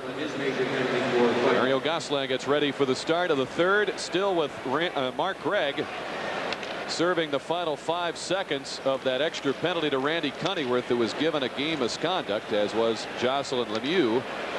And that big battle late in the second period. Joining Gregg in the box are Kyprios and McKenzie. On the Chicago side, Grimson and Russell are in. We have better than a sellout crowd tonight, as usual here at Chicago Stadium. 17,429 on hand as we begin playing the third with the Whalers down 2-0. Ivan Korovo has the puck, trying to send in Mark Gregg. He's onside, he's alone. He fakes, and he's forced to the corner as Belfour reached out with a poke check, and I believe got a piece of the puck. Smith slides it in behind to Ruutu. As the Whalers are back to full strength with Gregg's return, that puck is shoveled in and out of the bench area. Now a fine pass by Ivan Korovo through the neutral ice zone as Mark Gregg left the box. Let's see. Backhand pass, pretty tough to do, but right on the tape. There's a move to his forehand. Well, this puck just went off the end of Mark Gregg's stick. That was supposed to be an offside, don't you think? Very close. I mean, close to, maybe it was offside. Very close to 2 feet offside. But Mark Gregg with the opportunity, and he just couldn't finish it off. He scored his first goal in the NHL Wednesday night against the Canadiens. The Hawks with a 2-0 lead. Bring it up. It's Chelios. Hounded from behind by Castles. Mateau chips it to the corner. Sutter steams in there, and he collides with line mate Ryan Noonan. Mateau joins the battle for control of the puck. Castles is locked up with Chelios. Mateau is sent flying by Huda. It's dug out. Noonan right there, winds it, fires a rising shot that's snared by Gosselin right under his nose. I believe that was tipped on its way to the net. Well, it went a lot faster than I think Gosselin expected it to, and that's why he really just hung on to it. This took off. You're probably right that it was a deflection and gained velocity, but here's Noonan out at the point where he should be when his defense is in. Yeah, right there, right off the tip of the stick, and boy, just zoomed up there. And Gosselin says, I think we'll get a little face-off out here. He's an interesting character, isn't he? He sure is. The Goose is pretty loose before the game. Yeah, you got to like what he's doing and the way he's doing it. Too many goalies you can interview in a night they're playing, and he makes a stop here on Chelios as the Hawks set up the play right off the draw. Cron in traffic, gets help from Burt. Back for Cron. The shifty little forward is hooked by Larmer, but the play is whistled down for an offside anyway. As Cron was hoping for a call. And that's a couple times tonight where a Whaler carrying the puck has had a player going at pretty good speed in front of him and hasn't given the puck up, has just failed to recognize what was happening. And when you see someone going faster than you are in front of you, you got to get him the puck. Let's watch Crone coming through center ice area right here. He makes the move, and he's got Patrick Poulin right in the middle of the ice, and just really he just had the blinkers on there and couldn't see him and couldn't get him the puck. Pass just skipped off Patrick Poulin, sticking out of play. And we get a stoppage as we look at Patrick, who's been limited to a goal in his last 14 outings. I like what Patrick did on a couple occasions last night, Rick, and it's one of the, it's a learning process in this league. He's a young guy, come in, he played well last year. Now it's a, it's a full-time job for him, but he's realizing that, you got to really stick up for your teammate, and when you're the guy that's available, you got to go at the opposition if you feel something wrong, and he's doing that better and better.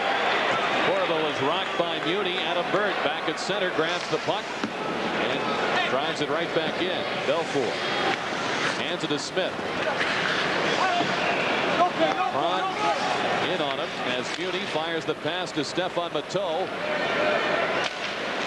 Troy Murray drives into the corner. Sharp carom in front. Sutter shoots. A great glove save by Mario Gosselin, as Sutter knew exactly where that puck was going to come out. Well, we said earlier, Rick, tonight the Hawks are one of the best teams, if not the best team, in shooting the puck in. This is old-time hockey right here, knowing where the puck's coming off the boards. Perfectly. Sutter didn't even go to the corner. He went on a straight path. And Gosselin with a sensational save to keep it at 2-0. Watch what Sutter does here. Instead of going up along the boards, he's going to cut to the middle of the ice. This is before the puck come off the boards at that angle. Woo. I think he caught that in the cuff rather than in the webbing. Brent Sutter, certainly one of the 2 or 3 best players in the ice tonight, along with the Goose. Marchman has to come out to center ice to play the puck. It's flipped in by Chelios high in the air, and it comes down to Weinrich. Larmer grabs it. He feeds Roenick. He shoots, and it's deflected over the net by Ladouceur. Marchman sends it back to the goal. Weinrich hurries it over to Gillis. He tried to bottle up Chelios. Larmer backed up the play, and his drive is blocked by Ladouceur. And Larmer's taken down by Ladouceur at center. Roenick out of the way from Janssens, but Gillis is on the scene to slap it back in. Oilers now complete a change. Sanderson and Verbeek come out to join Janssens as the pass eludes Murphy. Hawks change as Weinrich slides it over to Zalapski. He takes a shot from Marchman. Gosselin out to play it once again. Huda. The 2 Hawks in on him.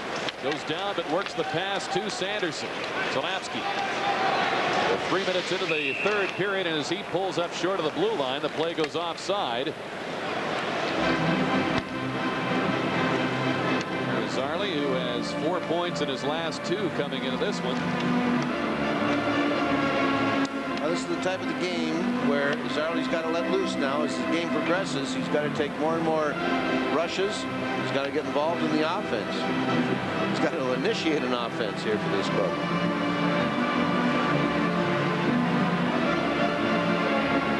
Andrew Castles is out against Ruutu.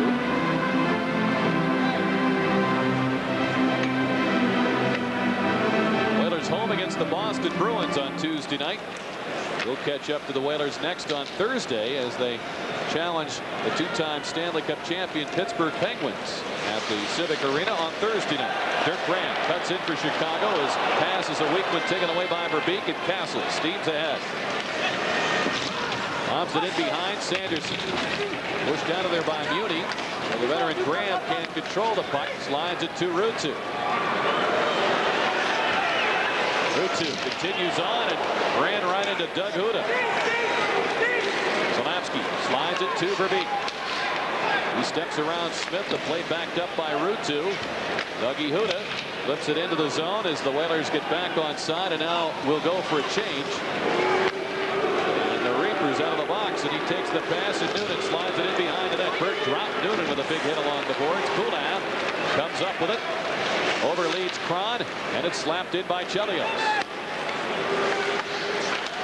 Kulak can't get it by Grimson. He sends it on goal. Kesmer surveys the situation. The outlet to Kulak. Corvo had it go off the heel of the stick. Noonan dumps it in on his way to the bench. Kesmer as Robert Kron stepping ahead.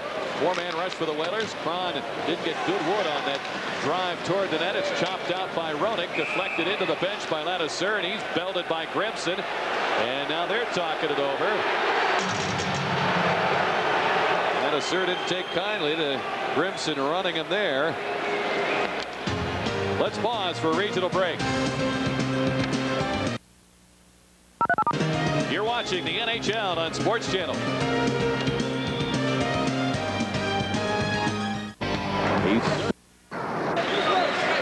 Murphy out ahead for Roenick. This will be icing. I'll tell you, it's so important to stay on your feet, especially when you have the likes of Steve Larmer coming across on you. If you go, once you go down, you're dead meat. Let's see this play develop. Larmer will walk in right here. There's the fake slap, but Blue stayed right on his feet. maybe could have been on a half a step, but it happened so quickly. He was trapped right in the crease.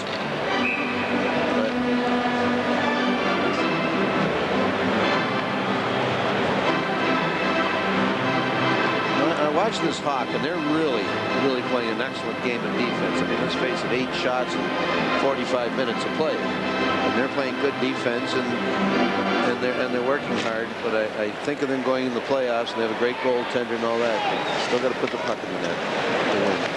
Well, they were hoping Joe Murphy could solve that problem, and maybe he still will, as the Whalers keep it in deep for Beek. Checked by Muni.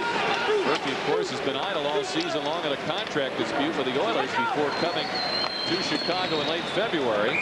And Daryl Sutter indicated this afternoon that he's also going to deal with a little change in style from the Edmonton style to what Chicago wants to do.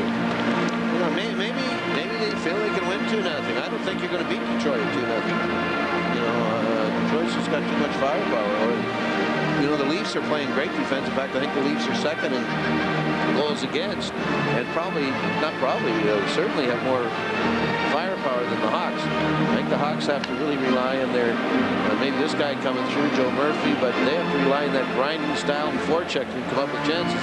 Then they have to put it in. And they're pretty much exhausted after every goal with the amount of effort they have to put in. But they're willing to do it. Yes, they are.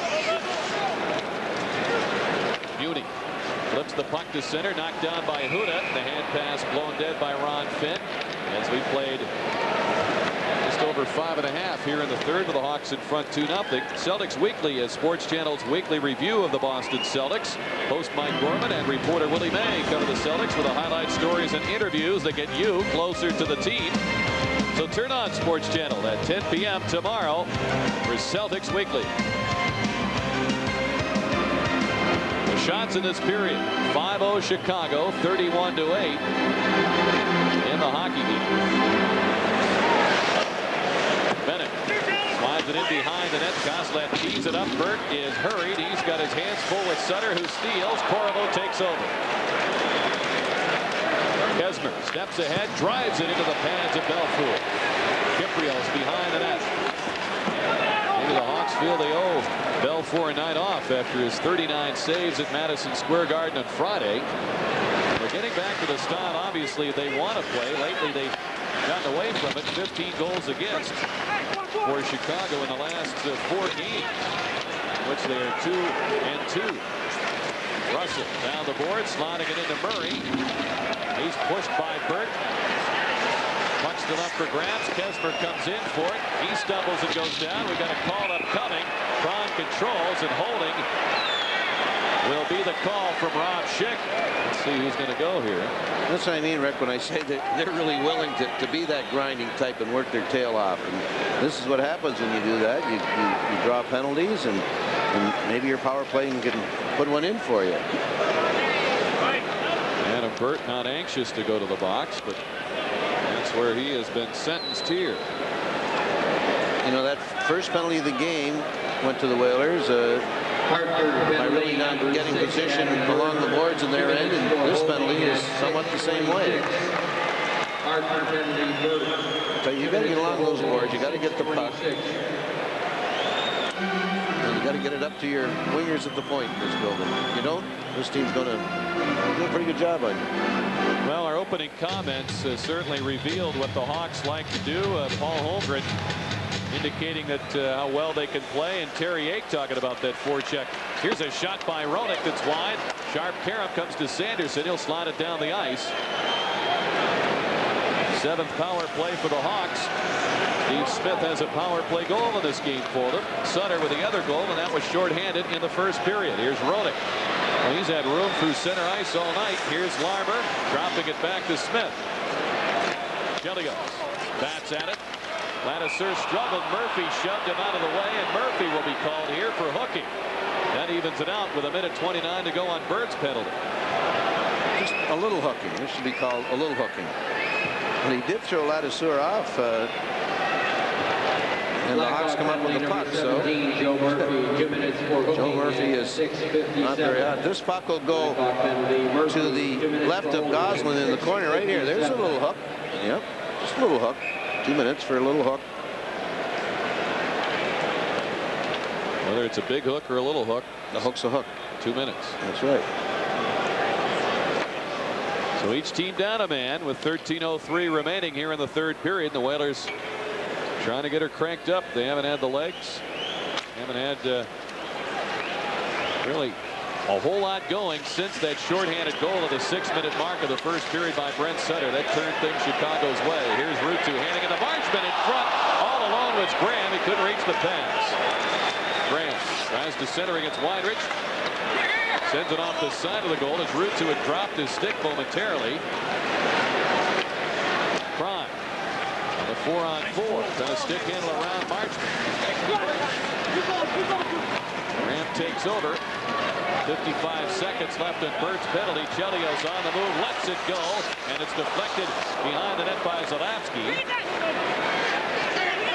Chelios stays in deep. With the Hawks completing a change behind him, Bateau takes over with a heavy work. Chelios got clipped. He's crying foul to Schick as play continues. Weinrich to Zalapski. Zalapski lures into the zone, trying to split the defense. Does. Belfour reaches out to punch that shot to the corner. Mark Gregg circles with it. Checks his options, finds Kesmer. 20 seconds on Bert's penalty, and the Whalers will have a brief power play when he leaves the box. 4 players and the puck behind the net. Gregg, he got chopped by Chelios, and Chelios is going to get called here. Mark Gregg has flipped the gloves away. Chelios leans in to check on him here. He knows he's heading off. For how long, that will be determined when we come back. 11:40 to go here in the third.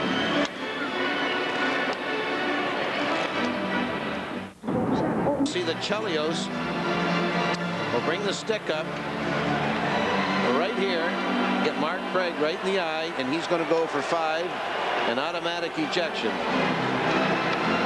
And it's accidental, but this is very ironic, you know, because at the other end of the ice, Chelios took one in the eye, and no one saw it. He continued on with the play, but this come up. This is 5 minutes. It's got to be a 5-minute call. There's no question about this one. We said last night we don't want to be hypocrites that there's times when maybe you can get away with 2 minors, but I don't think this one called for that. And it doesn't make any difference what team it is. Well, I don't know if Daryl Sutter will agree with that. He was beefing with Schick for a couple of minutes while we were looking at the replay, and he's still barking.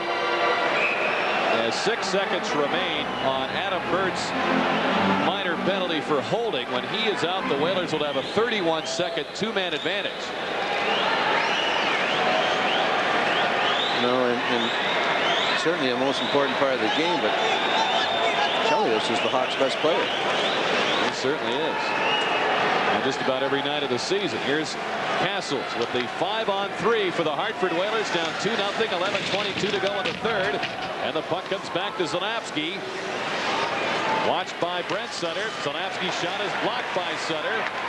Weinrich to Verbeek out of that corner. Beats Castles. Goes to Sanderson. Zalapski with the Murphy penalty just about up. Castles had the shot attempt. Sanderson got it on goal. A stick save by Belfour. It's a 5-on-4 now for 4:18. The remaining time on Chelios' major for high sticking. Castles in front. It's tipped away by Murphy. Weinrich back for Castles to Sanderson. Fakes the shot. Castles in front. Belfour supposed to make a stop. Sanderson couldn't hold the pass. He does keep it in. 6th power play chance for Hartford. 2 in quick succession here. Weinrich fakes it, gets it to Verbeek, deflecting it toward the net. Belfour shut him off. Verbeek still has it. Out to Zalapski. Sanderson gets it back from Castles. Sanderson winds, fires, deflected by 2 Hawks, and Larmer picks it up. Sends it off the boards, but not out. Zalapski shoots, and it's gloved by Belfour. He'll hang on to it. Instantly, we get a whistle. 3:26 to go in the major. I don't know why the whistle, to be truthful. It wasn't a guy near Belfour. It was, I guess, courtesy from referee Schick. I'm very surprised at a play Steve Larmer made. He knows every inch of this building. There's some work by Belfour down in the net. I'll tell you, he covers a lot of net on his knees. He's a big boy, probably in the best shape of any goalie in history, which wouldn't take much, but Well, he beats everyone, you know, in all their off-ice stuff. Look at him. Well, he is puffing a little bit, but not as much as Schick. well, he leads the league in minutes played and well prepared to do that. I guess, you know, I was mentioning to Jim Pappin, their pro scout here in Chicago, about a little tiff this morning, and he says, well, he says he's just like John Bauer. You know, he hates for you to score on him, and even in practice. That's a good sign. 3:25 to go in the major penalty. Noonan steps into the box to serve it. The Whalers try to keep the play in that hot zone, but Cam Russell slides it down the ice. They ended up with 4 shots on net with all of that going on. Here's Poulin, strides in on Marchment, and Marchment just takes the puck away. He'll flip it back to center.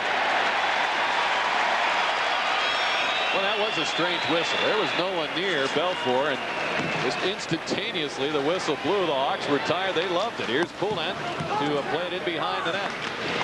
Braun swats at it, gets it to Poulin. Out to Berg. Across to Zanavsky. He finds Poulin, who shoots, and it's blocked in front by Russell. And he drives it by Adam Berg with 2.5 to go in the major. This guy Cam Russell, he puts an awful lot into the game. Works hard. We got a few guys who were not regulars until they came to the Hawks. He was one of them who's earned his time. Marchment's another. He couldn't find regular work in Winnipeg, but he's doing all right here in Chicago. They're Mike Keenan types. Verbeek shoots it in off the glass. Around Roenick to play it. Sanderson rushes in. All 3 Whaler forwards in the corner. Zanavsky. Wrists it toward the net. It's off Verbeek. Castles fires wide. Weinrich takes it at the point. He's checked by the toe, but got it in deep to Verbeek. 2 Hawks there, though. Smith fires it up the middle. 1:50 to go on the penalty. Now we get the whistle. Now Verbeek takes a shot at Belfour back around the Chicago net. The officials were watching at center as the Whalers were close to a 2-line pass, and Schick had his attention turned toward Verbeek and Belfour. I think the whistle had already gone then. It didn't go before the 2-line pass. I didn't hear it. Hard to tell in this place. Yeah, that's for sure. But it seemed that Balfour and Verbeek are both going to go. Then Verbeek went back and took a shot at Balfour. So I would think he might get the extra call here. See at the top. Now let's watch. The whistle's already gone. Now watch Verbeek. You'll just bingo. He threw a shot right there. And as we just went to show you this tape, Schick signaled a misconduct to Pat Verbeek. Pat Verbeek must have taken a shot from the goaltender Belfour as the Whalers had the possession on the power play. As he was in front of the net. Well, we've seen a few ejections this weekend. Jansen's kicked out last night. 2 North Stars ejected. Tonight, Cunnyworth and Lemieux. Hartford penalties, number 16. Now Verbeek getting at least a 10-minute misconduct. 2 minutes for roughing, 2 minutes for unsportsmanlike conduct, and a 10-minute misconduct penalty. Why is he going to the dressing room? Number 30 at Belfour. Oh, yeah, there's 8:25 left. But at 11:35. Yeah, it's impossible for him to get back in the game. 2 minutes for roughing, 2 minutes for unsportsmanlike conduct. You're right. There has been a lot of ejections. You know, I certainly understand it with all the supposed high sticking and all that. I'm interested to see what Belfour did. I know he had to give him a little chop. Now Belfour gets 2 for roughing. Belfour 26 minutes in penalties. You might say that's a lot for a goalie, but I think that's about half of Ron Hextall's total this year. He's perennially the leader there. Where were we in Minnesota? There's an article on Ron Hextall, who is the Quebec Nordique nominee for the Masterson Trophy. Right? Everyone thought that was great, and he says he's just trying to cut down his penalty minutes every year. He's going to have to play a long time to get down around 20 or 15. But I guess he's really a great team guy and a good community guy. He's their was a trophy now. They certainly rally around him in the dressing room. Each team down a man, and Kesmer's trying to break away, and he takes a hand pass from Cron, and it's whistled down. So McKenzie serving the extra minor to Pat Verbeek.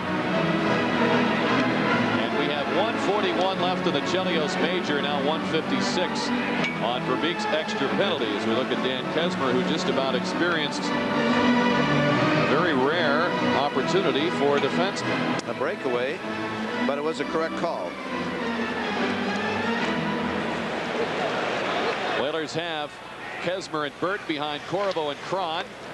Muni and Smith, Bateau and Sutter on for Chicago. The Hawks continue with a 2-0 lead and 8:10 to go in the third. Sutter angles the pass. Bateau precedes the play into the zone offside.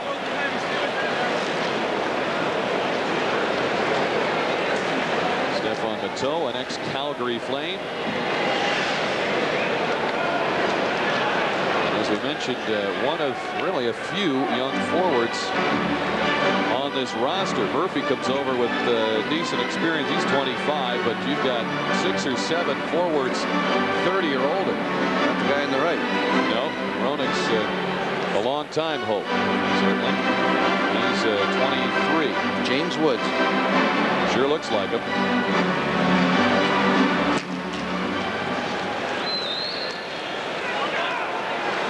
Automatically, you say, well, you'd like to have his money, but Roenick's going to be doing all right.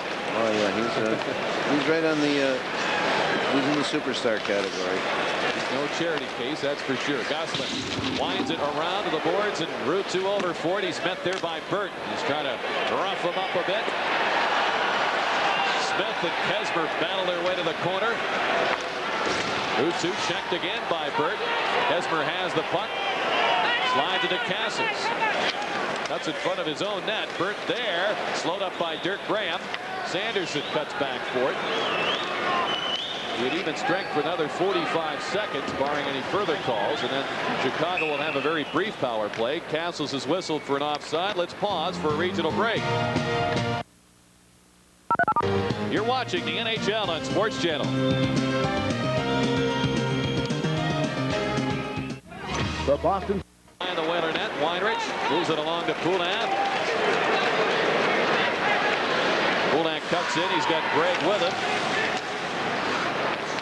Greg kept away from the puck by Marchment, and the puck is tipped at a play by Cam Russell. Now we've got 8 seconds to go on the Chelios Major, being served by Noonan. 23 seconds to go in the extra minor to Verbeek, with McKenzie in the box serving that.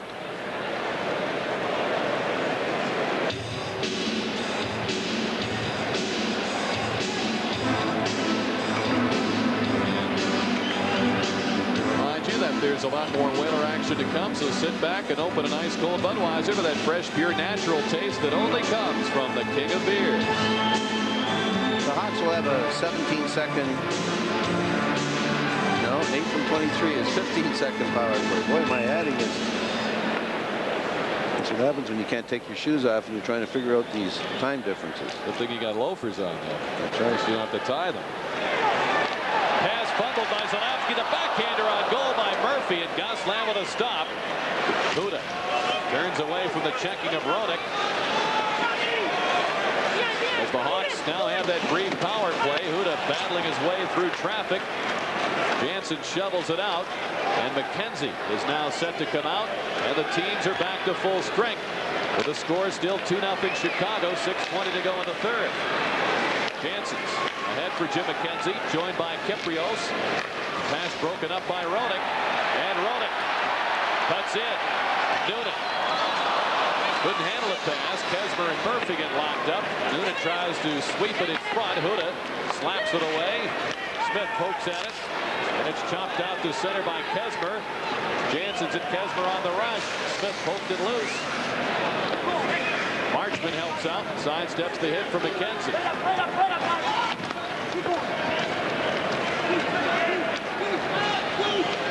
Steve Smith absorbs the hit from Jansen's as he slides it slowly to center. Corvo battling for it. It comes loose to Poulin. He shoots just wide up. And Belfour.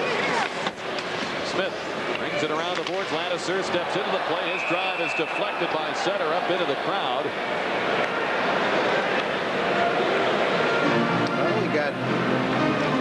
Grimson on.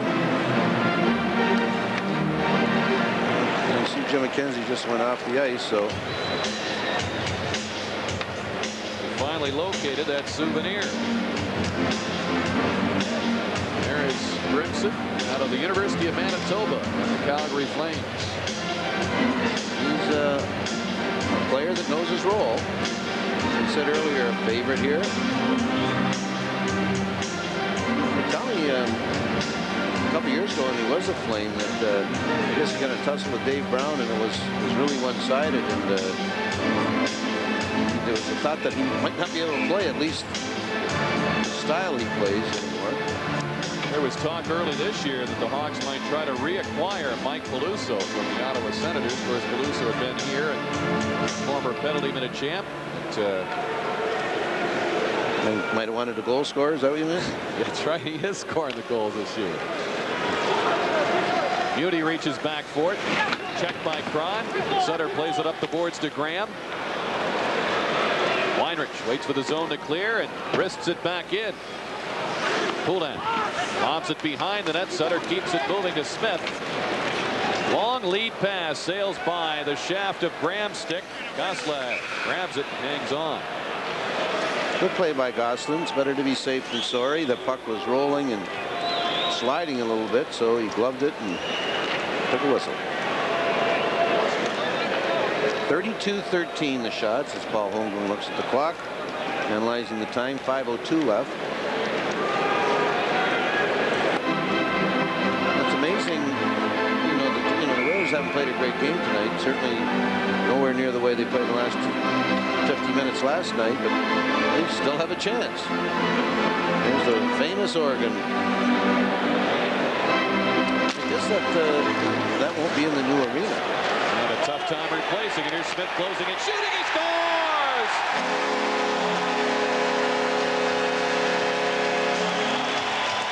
And I'll tell you one thing, Rick. The only defense in this goal is the 24-second shot clock. That's how much time he had from the draw. Obviously, as we watch the man with the puck, what type of a job are his other players doing? There's the win. One interference at the top of your screen. Two interference. Guy moving to front of the net, causing interference. Well done without the puck by the Chicago Blackhawks. Route 2 easily wins the draw. Will end up taking, you see this man job here, right here. I think that's Larmer. Good job. Allowing Smith to drift to the middle and whistle it past the stick side of Mario Gosselin. Smith's 10th and second of the game from Route 2 at 15:04. Route 2's second assist of the game. 3-0 Blackhawks with just over 4.5 to go here in the third, in a game in which the score really doesn't indicate they've outplayed the Whalers in every category tonight. Draws and perfectly executed play off that faceoff. Here's Matteau out of the corner. Gosselin freezes it. I mean, they just they did everything right from winning the draw. Guys interfered perfectly, took their man. Hey, I mean, I don't know what time if they keep track of what time the draws are, but this man here had a lot of time from the time the draw happened to the time he put it in the net. So he's probably saying to himself, I don't need Chris Chelios. If he's out of the game, then I should be the Norris Trophy candidate. And I'm sure that Chris Chelios will be the first to admit that he's been very helpful to him in being that top candidate for the Norris. Like I said, he was essentially the opening, and he probably is, because he's had a very consistent year. But, you know, Raymond Bourque is just playing excellent hockey of late. Maybe started a little slow. And who else we got in that category that we were... Well, Housley and Coffey are up there in the points, but their all-around games can't compare to Bourque and Chelios. Yeah, that's for sure. So, I mean, we saw Chelios play a game in Hartford this season. What was that, a 6-2 Chicago win? I mean, that was, to me, the most dominating game I've seen an individual play this year, outside of some performances in goal. And Kesmer picks it up. Fires it out to McKenzie. It's tipped, so he's onside. He cuts it. He shoots it. Balfour shuts him off.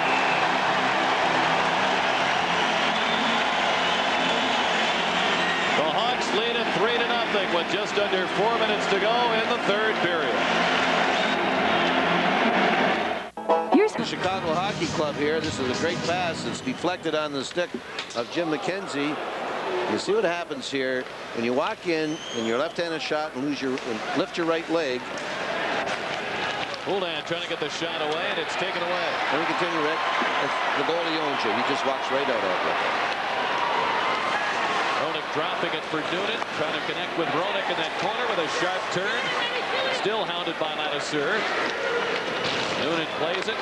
The shot by Mateau is tipped away by Weinrich. And Belfour gunning for his 7th shutout of the season. He already leads the league at 6. Best save on McKenzie there. He's only faced 14 shots tonight. Castles swings in front of the net, and he's hooked as Murphy got it from behind. Delayed call. Here's Zanavsky taking it. He wants to go with it. Muni waits, and finally we get a whistle. With 2:56 remaining here in the third. I don't know if that's going to be Murphy or Troy Murray. One of them's got to go. Well, the Whalers have been whistled for 60 minutes in penalties in this game, and 55 for Chicago going into this call. There's a little hook by Murphy here. Blackhawks penalty number 17, Joe Murphy. Wow. 2 minutes for hooking. It's going to be Murphy, but the worst of it was a high stick by Troy Murray. Murphy, 2 minutes for hooking at 17:04. Whalers get their 7th power play chance. But it might be too late now. Their big chance was when the Chelios major occurred, and it was 2-0.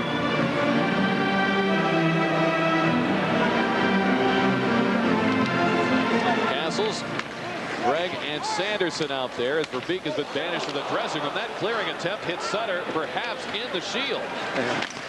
Gregg trying to put it on in front. Castles gets it back to Zanavsky.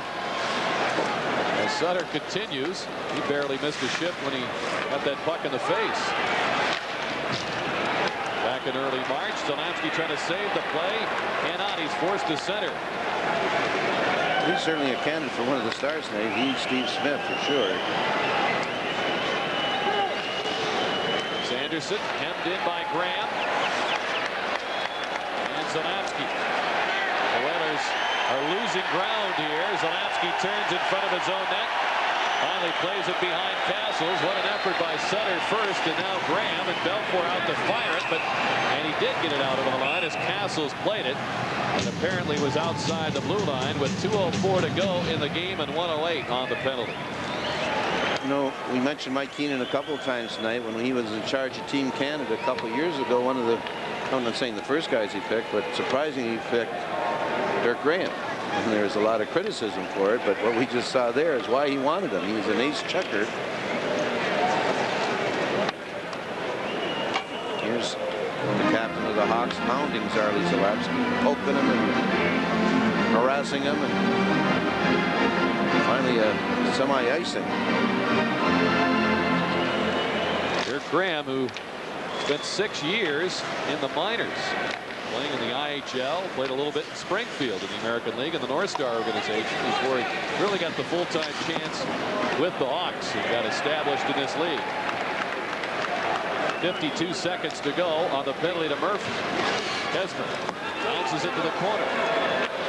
Troy Murray fumbles the clearing attempt, but he got it by Adam Bird.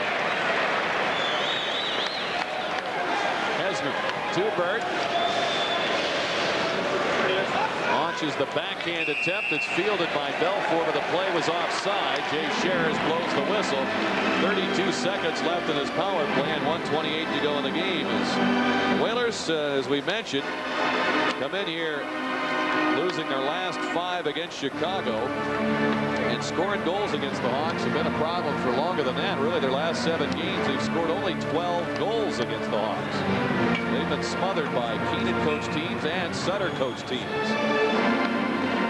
Well, Chicago works hard here, and I think the bottom line to this game was what team's more desperate, and it's very obvious that the Hawks were the desperate team here tonight. Sanderson Slowed up by Larmer, and that throws the playoff side. Well, Toronto has won. They beat Calgary tonight 4-0. Darren Puka with a shutout. And so the Leafs have 92 points. So do the Hawks at this point. Detroit is 93. But in about a minute 16, Chicago will reclaim the top spot in the North. Only got 6 games left, Rick. These other 2 teams have 8. And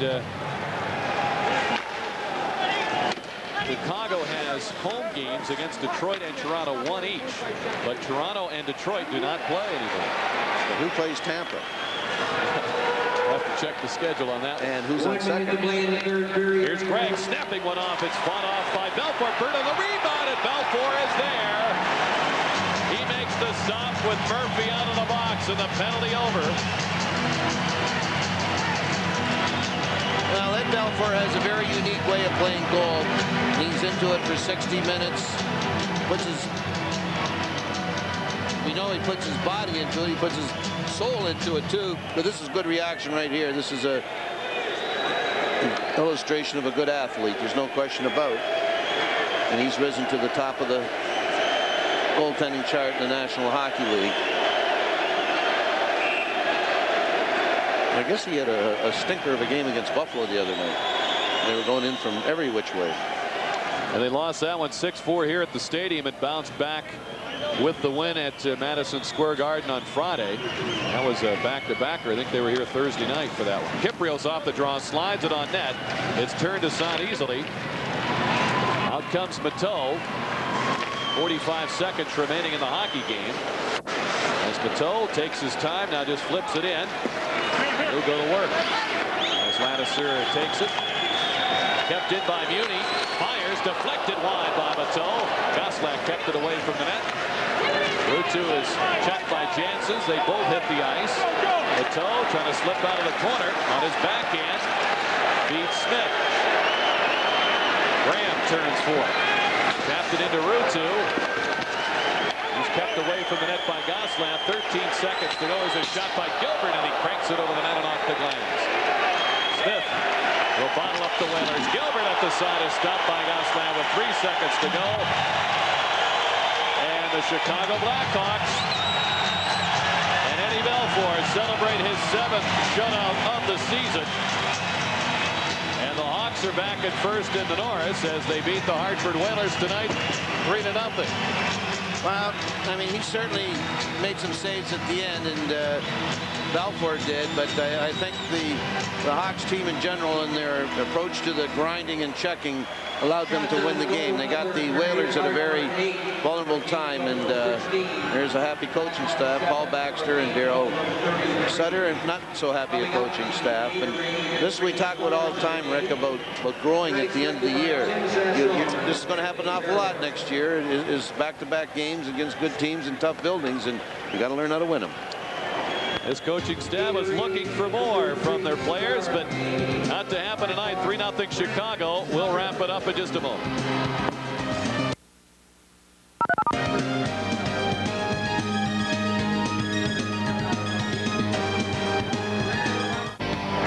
Around Chicago Stadium, the Hawks smother the Whalers 3-0 tonight, Jerry. And we're going to look at their 3rd goal, and that came from the stick of Steve Smith. They had 1 shorthanded tonight, 1 power play, and this one even strength. Well, this is a well-executed goal by the Hawks, winning the draw first of all. Then look at the players take their men out. Up in the right boards, down in the face-off circle, drifting to the front of the net, and all of a sudden Steve Smith with, wow, he could have had a coffee and a donut right there. He had plenty of time, and he just kept drifting into a perfect spot and blasted it by Mario Gosselin. Nothing Gosselin could have done about that goal. Once again, Gosselin was very strong. Yes, he was, as he stopped 30 of 33 shots tonight. Smith with his 2nd of the game, 10th of the season at 15:04. Ruutu picks up the assist.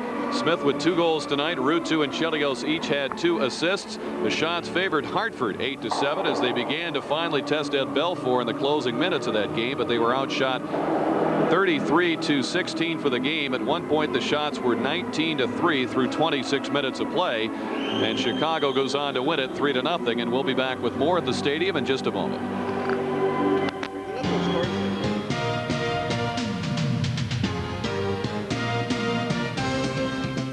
Now it's time for the Alka-Seltzer Plus Minus Award update. When you got a cold and you gotta get relief, you gotta... 3-0 Hawks over the Whalers. Sports Channel and the Hartford Whalers invite you to enter the Connecticut GMC Truck Heavy Hitter Award contest for your chance to win a brand new 1993 Sonoma SLE pickup truck.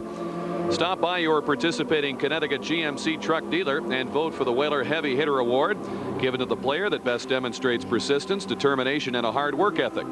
You'll automatically be entered for a chance to win the GMC truck. You'll also have a chance to win the first prize of a trip for two to the 1994 NHL All-Star Game in New York.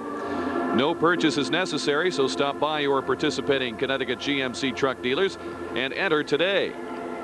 Jerry, it's time to look at our Budweiser play of the game, and it involves certainly your choice, and I agree with you, one of the top players in tonight's game, Brent Sutter. Yeah, we're going to see the first goal of the game. That's going to be our Budweiser play of the game. Sutter with a fine move at the Whaler blue line will spot Chelios and give him a little backhand shuffle, and Chelios gives it right back to him. And one thing about Sutter is they never quit. They keep following it up, and he gets the rebound and puts it over Goslin for the eventual game winner. Jerry, leading up to that, not much was happening in the game, and certainly not much happening in the stands in a place where the visiting team is used to having their ears ringing from a lot of noise. Things weren't going badly for the Whalers until that goal. Well, they just never took advantage of it. They come out early and were played quite conservative, took the crowd out of the game, and were in a pretty good position for most of the evening. They really, outside the Steve Smith second goal that made it 3-0, they really had a chance to put in some sort of an effort and try and gain a point in here, but they never took advantage of it, and the Hawks did play good defense. You can't take that away from them, but still there was plenty of an opportunity tonight to do something, and they just didn't. Let's look ahead and see what's coming up next on Sports Channel tonight. We have a replay of the St. John's Hamilton American Hockey League game of the week, followed by Ski Quest. Looking ahead on the Whalers' schedule, they're home to the Bruins Tuesday night, but we will catch up with them on the road. On Thursday night, they'll visit the Pittsburgh Penguins at the Civic Arena. We invite you to join us Thursday at 7:30. They'll be home against the Ottawa Senators on Saturday at 7:30. Our final score, the Chicago Blackhawks 3 and the Hartford Whalers 0. Our thanks to our crew here at Chicago Stadium and also back at Woburn. For Jerry Cheevers, Rick Peckham saying so long from Chicago. Welcome to the challenge.